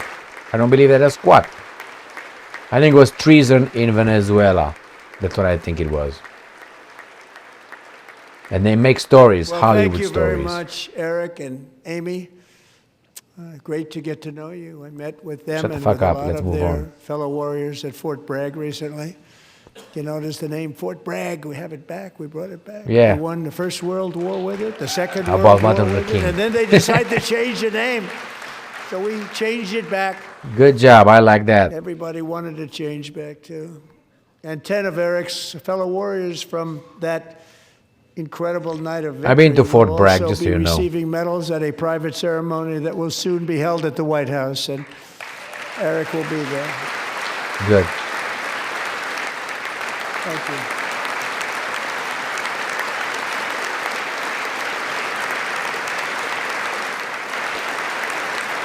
Yeah.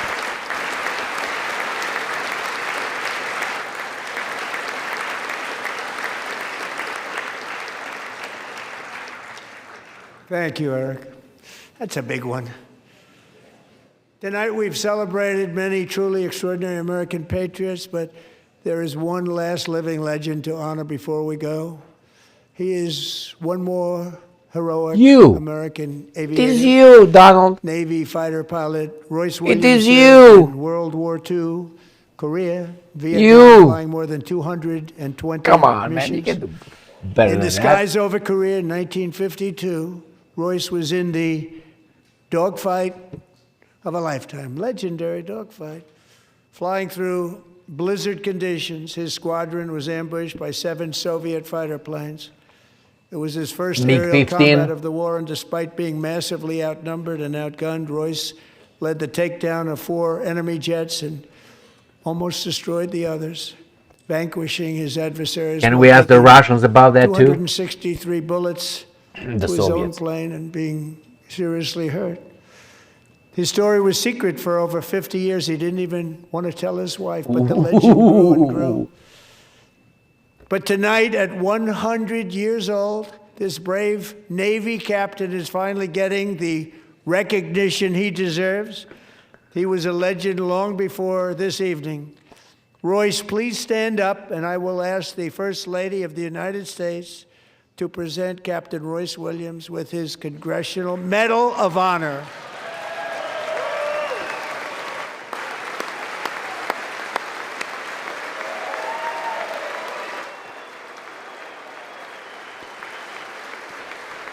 Another white guy? Jesus Christ, this guy must be racist.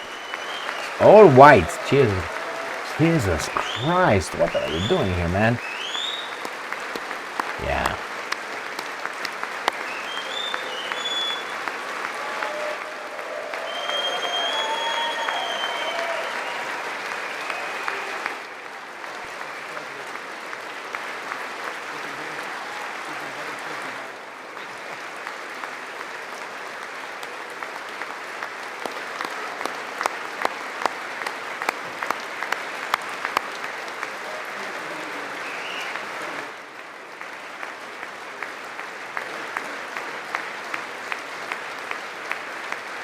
I wasn't even there, lady.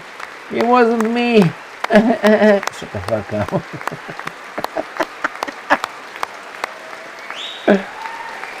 Man, I drank too much. Look at this guy. Hey, hello. What's going on with you?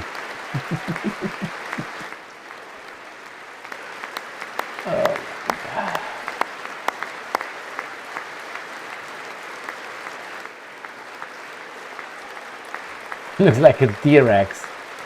Short arms.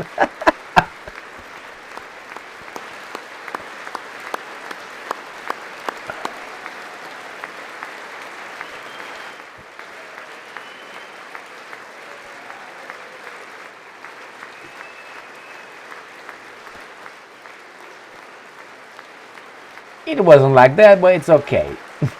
I take it. Give me the money. I know I'm bad, but I think I'm not far from the truth. Let's finish it up, shall we? Thank you, Royce, and thank you, Eric.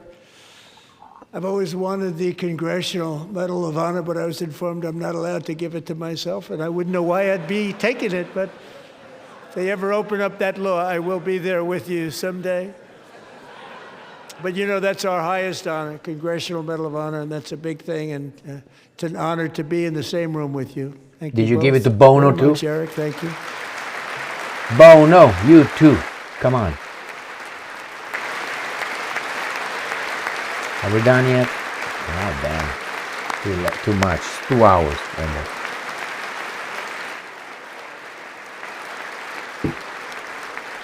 Thank you. 250 years is a long time in the life of a nation, but in another sense, it's really a mere moment in the eye of history.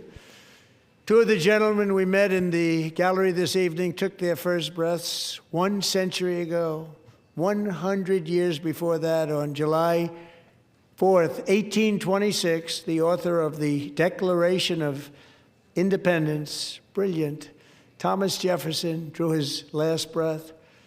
Just a single long human lifespan separates the giants who declared and won our independence from the heroes who stand among us tonight. You know Everything how our old he nation was? has done, everything we have achieved, has been the work of those few great lifetimes. In those brief chapters, Americans built this nation from 13 humble colonies into the pinnacle of human civilization and human freedom, the strongest, wealthiest, most powerful, most successful nation in all of history. Americans ventured out across the daunting and dangerous continent. We carved paths through an unforgiving wilderness, settled a boundless frontier, and tamed the beautiful but very, very dangerous Wild West. From empty marshes and wide open plains, we raised up the world's greatest cities. Together we mastered the world's mightiest industries and shattered history's monstrous tyrannies. And we liberated millions from the chains of fascism, communism, oppression, and terror. Americans lifted humanity into the skies on the wings of aluminum and steel. And then we launched mankind into the stars on rockets powered by sheer American will and unyielding American pride. We wired the globe with our ingenuity. We captivated the planet with American culture. And now we are pioneering the next great American breakthroughs that will change the entire world. All of this and so much more is the enduring legacy, unmatched glory of the hardworking patriots who built and defended this country and who still carry the hopes and freedoms on all of humanity's backs. For years they were forgotten, betrayed, and cast aside. But that great betrayal is over, and they will never be forgotten again. Because when the world needs courage, daring, vision, and inspiration, it is still turning to America. And when God needs a nation to work his miracles, he knows exactly who to ask. There is no challenge Americans cannot overcome, no frontier too vast for us to conquer, no dream too bold for us to chase, no horizon too distant for us to claim. For our destiny is written by the hand of providence, and these first 250 years were just the beginning. That's nice. From the rugged border towns Remember of that word. Texas to the heartland villages of Michigan, from the sun-kissed shores of Florida to the endless fields of the Dakotas, and from the historic streets of Philadelphia to right here in our nation's capital, Washington, D.C., the golden age of America is upon us. The revolution that began in 1776 has not ended. It still continues because the flame of liberty and independence still burns in the heart of every American patriot. And our future will be bigger, better, brighter, bolder, and more glorious than ever before. Okay. Thank you, God bless you, and God bless America. And nobody else. Excellent, my friends. Wow. I didn't think I would make it through it just because I drank too much. I am honest with you. I drank 2.5 glasses. I usually don't drink that much, but anyway, I'm a beginner, not a heavyweight. So, I have 21 points here to discuss for you, written down with my chicken scratch right there. All right, let's start with the first one. I'm gonna have to get away from these ass kissers, boot lickers right there. Let's stop this garbage. Well, let me start with this. I confess I drank too much, and when I drink a little bit too much, I tend to be more, not honest, but allow myself to say certain things the way I want to say them. That means the guard goes down. So if I call those guys like that, normally I wouldn't call them that way because... But anyway, let's move on. I have 21 things. First, immigration. No applauses from the Democrats when he was talking about immigration. Illegal immigration, not immigration at all. Immigration should be controlled. You get only the best, the creme de la creme of the immigrants. Don't get the garbage. Leave them out. They don't deserve to be here. Nobody deserves to be here. Only the people that these people here, the Americans, decide that those guys will bring something positive. And when I say positive, it doesn't mean only labor. Okay?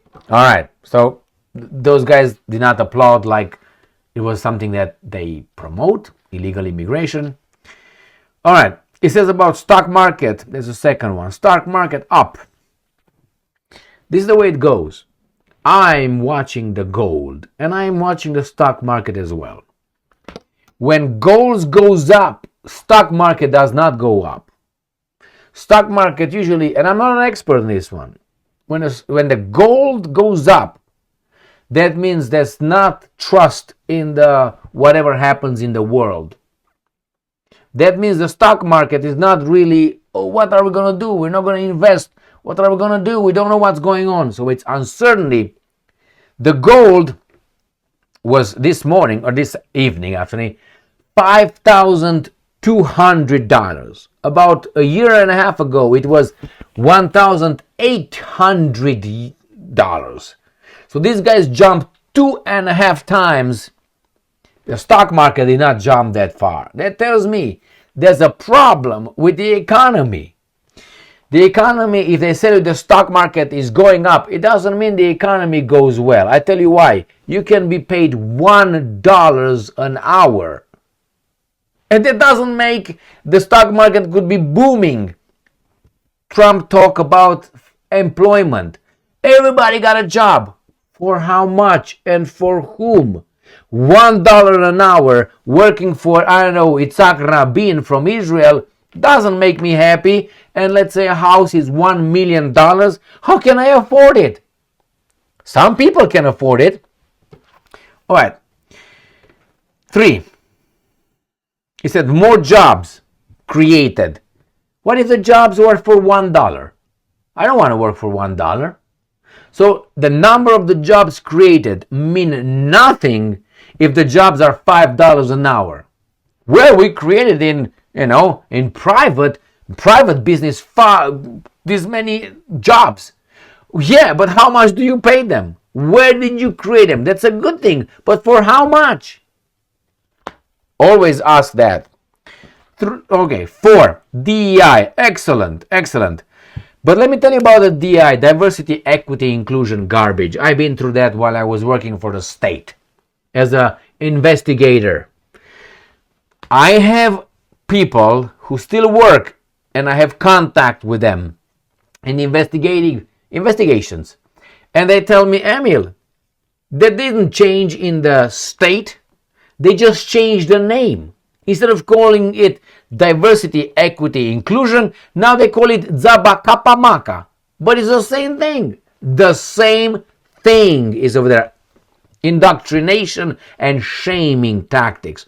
When I was working over there about, 4 years ago, 5 years ago in the investigative field, an entry level for an officer, DEI officer, was $84 or 86. $1,000 a year. $84,000 or $86,000 a year as an entry level. One of the requirements was you have experience with diverse cultures. I mean, you lived in a hood or something. So no, it's not gone. They just changed the clothes. They're the same guys. 5. He said that we liberated internment camp in Philippines, not concentration camp, internment camp. What does it mean?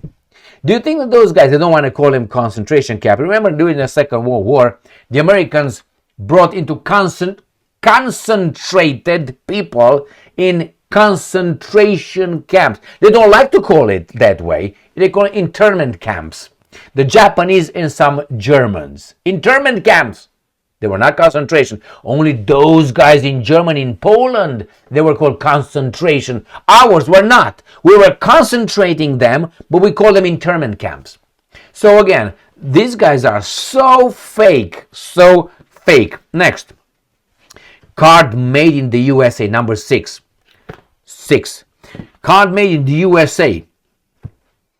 They get tax incentives, tax cuts. The profits, where do they go? Let's say Toyota opens a market here, opens a company here, not a company, a factory here, and employs Americans for $1 an hour to make their Toyotas, to sell it to the American baboons, and then the profits, they go to the head office in Tokyo, Japan. Got it? You like it? So when you hear made in America, it's Toyota. The profits don't stay here. The profits go over there. Who do you work for? And those guys will open more factories, will give us job. For how much? You're a slave working for them with these guys' approval. Look at things like that and you're going to see things differently. All right, 7. Wow, I don't even know what the fuck I wrote here. Oh, Trump accounts. Trump accounts. This is number 7. When you talk about Trump accounts and the children having accounts, think of it this way.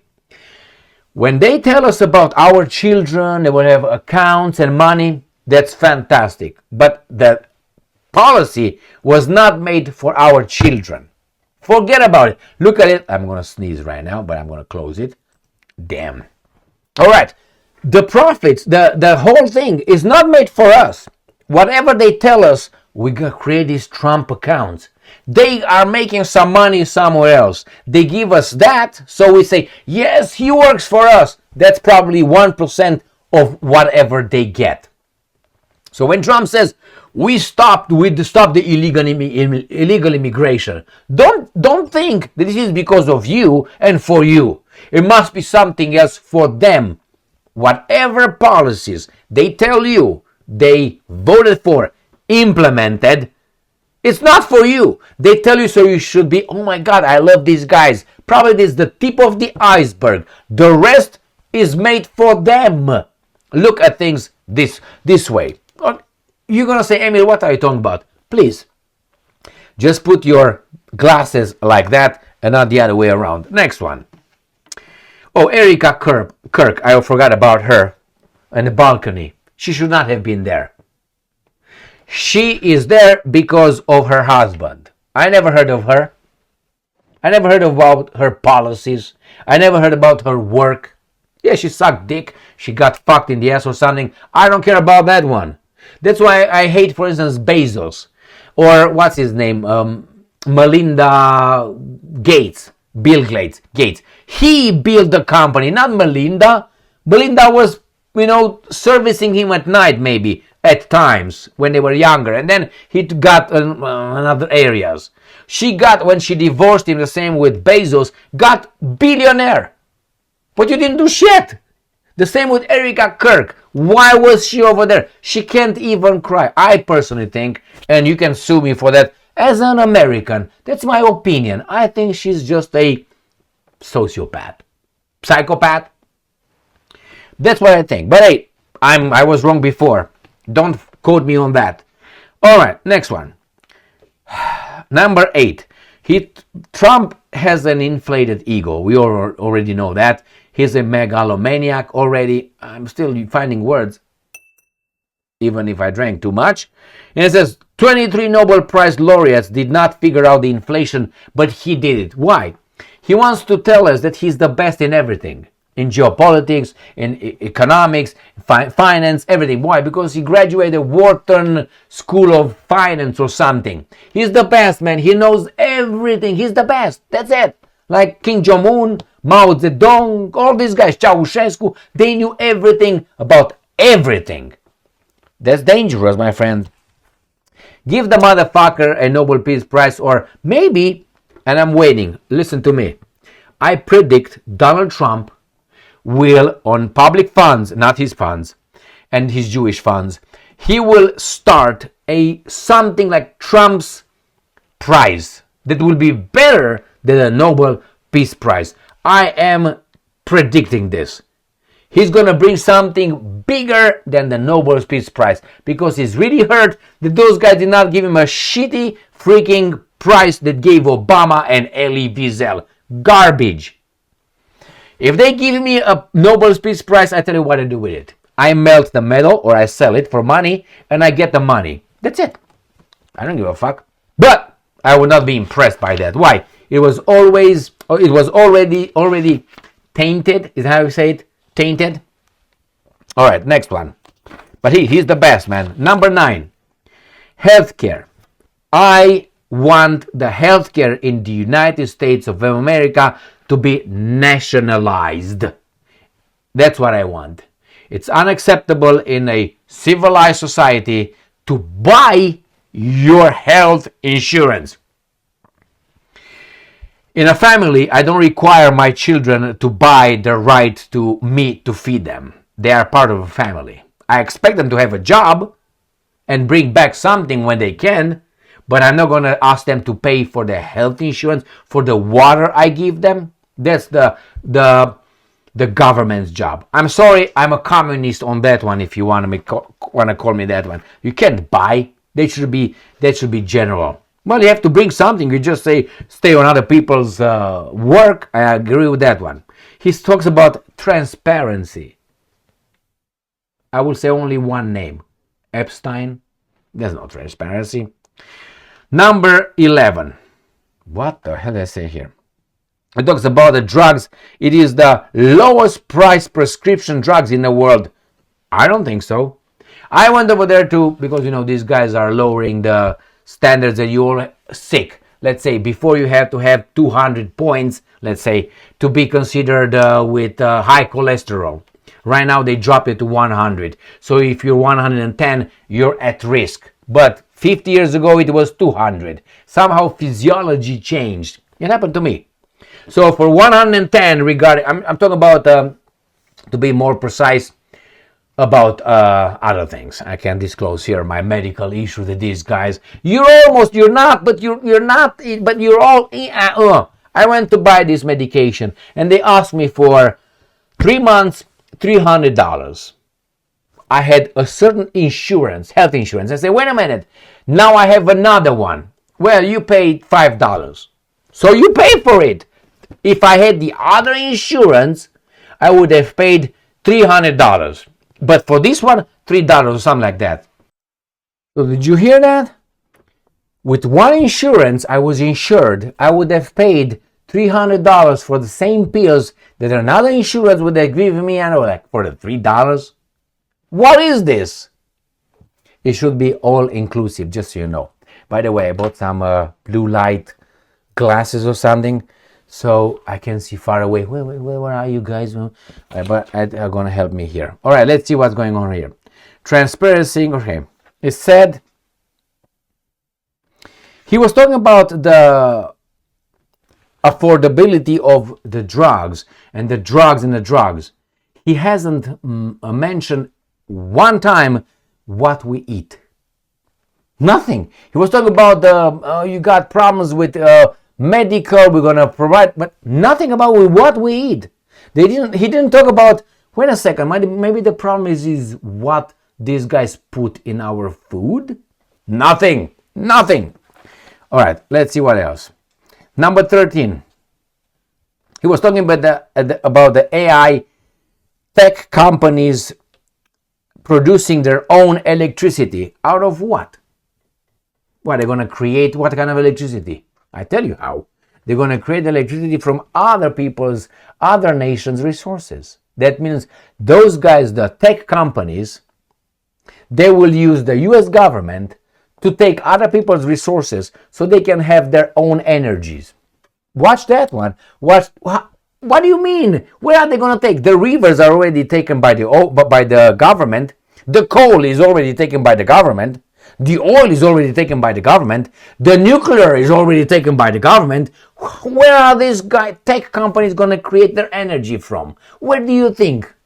From other countries. That means they will have to maneuver the US government through our military to take it for them and then sell it to us. Operate, let's put it this way. Next one. 14. Erika Kirk not doing nothing. She is there. She shouldn't have been over there at all. I mean, for me, as an observation, I think that's a big shitty thing what occurred to Charlie Kirk. I think it's a big thing, and it's kind of like a JFK kind of thing and Epstein kind of thing, which is we're not going to find out. They're going to tell us this is what happened. We were like, are you serious? They don't care about us saying, are we serious? They don't care. All right, next one, 15. He said, renounce political violence. And he was talking about we should renounce political violence. How do you call the abduction of Maduro? Don't you think that was political violence? It was politically motivated. Or you apply supposedly a set of values because it's against you. I don't want political violence here, that you can kill me or something, but I'm okay with going and kidnapping another country's political leader. Or in Iran. Is that okay? When these guys are talking, man, for me it's like every time it's like these guys are vomiting and they insult us intellectually. What do you mean renounce political violence? I renounce it, but I want you to renounce it first. I want you to stop attacking other countries, taking their resources, hijacking or kidnapping their leaders, killing them. What are I talking about? That's political violence. Oh, no. Only if it's domestic. Why? Because that would directly affect you. Think about it. Next one. All right, let's go to number 16. Iran. I would maintain the opinion that Iran is not a threat to the US if we would not be in the Middle East and we would not do the dirty job of that shitty little country. And that's all about it. It's not in our interest, but we went too far. And he talks about the horrible Iranian regime. Who do you want? Pahlavi Reza? He killed protesters, civilians. There's pictures on the internet. Go and watch them. Is that what you want? What exactly do you want? I tell you what they want. They want a vassal state, regardless how oppressive it is, as long as it does the job of Israel and the United States oil. So the United States will invest in it, will take the oil, give it for peanuts, shekels to Israel. That's what it is. 17. Fentanyl. He said that fentanyl is a weapon of mass destruction. What does that mean? Well, it means like this. Remember, if Saddam Hussein had weapons of mass destruction and we invaded because he had them, he was a present danger, a clear and present danger. They lied to us. That means that whomever the US government designate as a fentanyl problem, they reserve the right only for themselves to attack whomever they designate as fentanyl production. Hey, but that's all to protect you. Understand? So if tomorrow they want, I don't know, Chile, let's say, has a lot of lithium. And lithium is used for the electric vehicles batteries. And let's say Chile said, yeah, we're going to do business with America, but we're going to allow you to do this, but we want to have these profits out of that. We want you to produce and extract our lithium and so on, but we want to negotiate. We want this, and we want, let's say, 51%. And the Americans say, no, you actually have one producer of fentanyl in your country. That means you have weapons of mass destruction. We have to fix that according to our designation. We're going to attack it, take it over, and we're going to extract your lithium at will, and we're going to give you how much we want. That's how it's going to be. What do you think? This is a garbage. That's a blank check to attack whomever they want to attack if they designate something as something. If I want to take your Lamborghini, I said you are a, I don't know, serial rapist without any evidence. I just say it. And everybody will say, but that's not true. Shut the fuck up. And I'm going to go and get your Lamborghini because I'm going to smack you. I'm going to push your teeth in. I will change your face and get your Lamborghini. How about that one? That's exactly how these guys behave. And they tell us that we are exceptional. Maybe we are, but not they. All right, next one. 18, I'm sorry. He said about Venezuela. Let me tell you my opinion. The United States of America did not do what these guys claim to do. They tell us a Hollywood story. The guys in Venezuela were traitors. Maduro was betrayed by his people around him. That's why it's not my job to say if they should have been loyal or not. That's their business, not the US.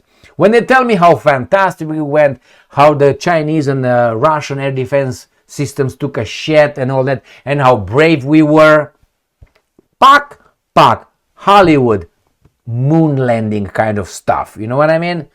I don't believe that squat. Without the authorities in Venezuela being traitors, this guy would have been shot down before they even reached the borders. That's me. And I know shit, motherfuckers. Alright. Sorry.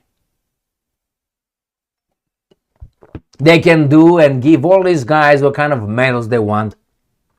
Create all kind of heroes for the country. That's great. Every country creates its own heroes and so on.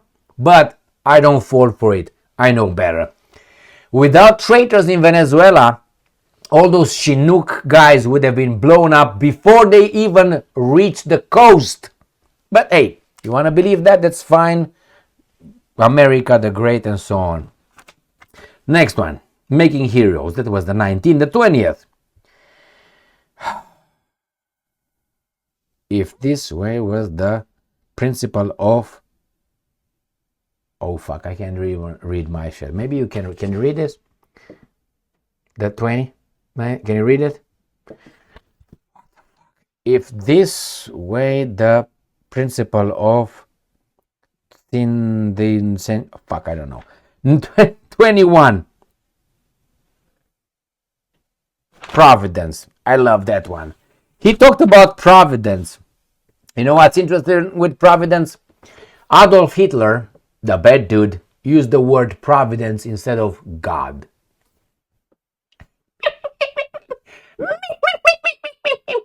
And Trump used the word providence as well. He used God as well, but he used the providence. Why? He's a Nazi. What? I can't fucking... What is that? If this was the principle of civilization. Yeah. I got it. So Trump said at the 20th, and he talked about how great we are in a civilization, and we got the pinnacle of civilization. Do you think that the current Egyptians, and I'm not taking a shit, I'm giving an example, or the Babylonians, Babylon was in Iraq.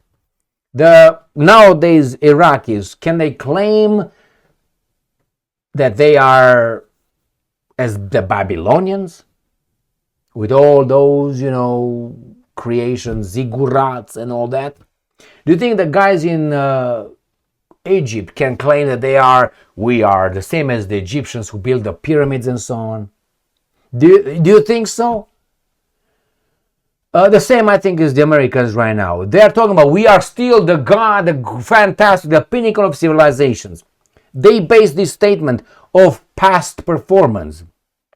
It's like, for instance, a boxing heavyweight champion.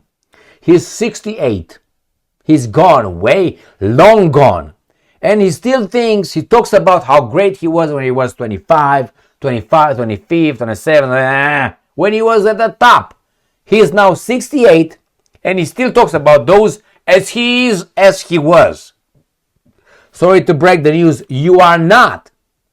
The same with the Americans. They talk about how great we are, how fantastic we are, I don't think the reality matches the statement. I don't think so. And I'm sorry. I'm an American. I love America. I love the American culture. These guys are screwing it down. It's a lot of fake shit. These guys are talking about past achievements. I'm glad if these guys somehow have a boom of civilization in the United States of America, I will be part of it. That's why I'm here. I never asked for any handouts. I'm right here. Use me. Like whatever Waters. You're going to use me up. Whatever. So here it is, my friends. This was the State of the Union. A clown show. A clown show. Trump did not go too much overboard. So I'm not going to say he was a retard or anything. No, he was okay, but we could have lived without it. Let's put it this way. If this State of the Union was or wasn't, the same thing. The same thing. Did not change anything. Some people went to bed happier, maybe made some babies tonight, making some 35-second sex with their wives or something, or gag someone. But other than that, no. It was a useless display. Not useless. This is another thing that I want to talk about it. It's very useful, actually.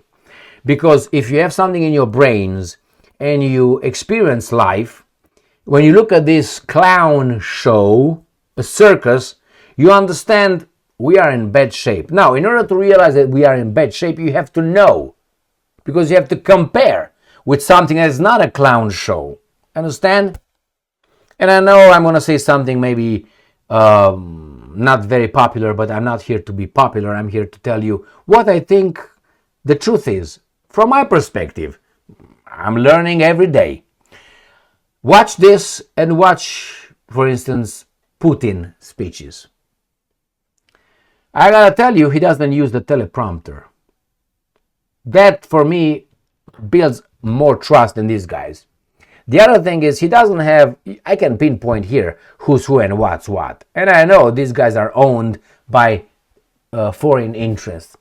So, watch at the, I would say, decency of those evil guys compared with the clown show and facade and fake representation of the creme de la creme of the American political class.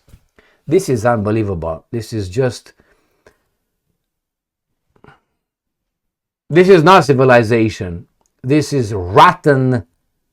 I don't even know how to call it. I don't want to call it civilization. Rotten something. Thank you very much for being with me again today. Stay strong, stay smart, look for the truth, and be just. Thank you for being with me again today.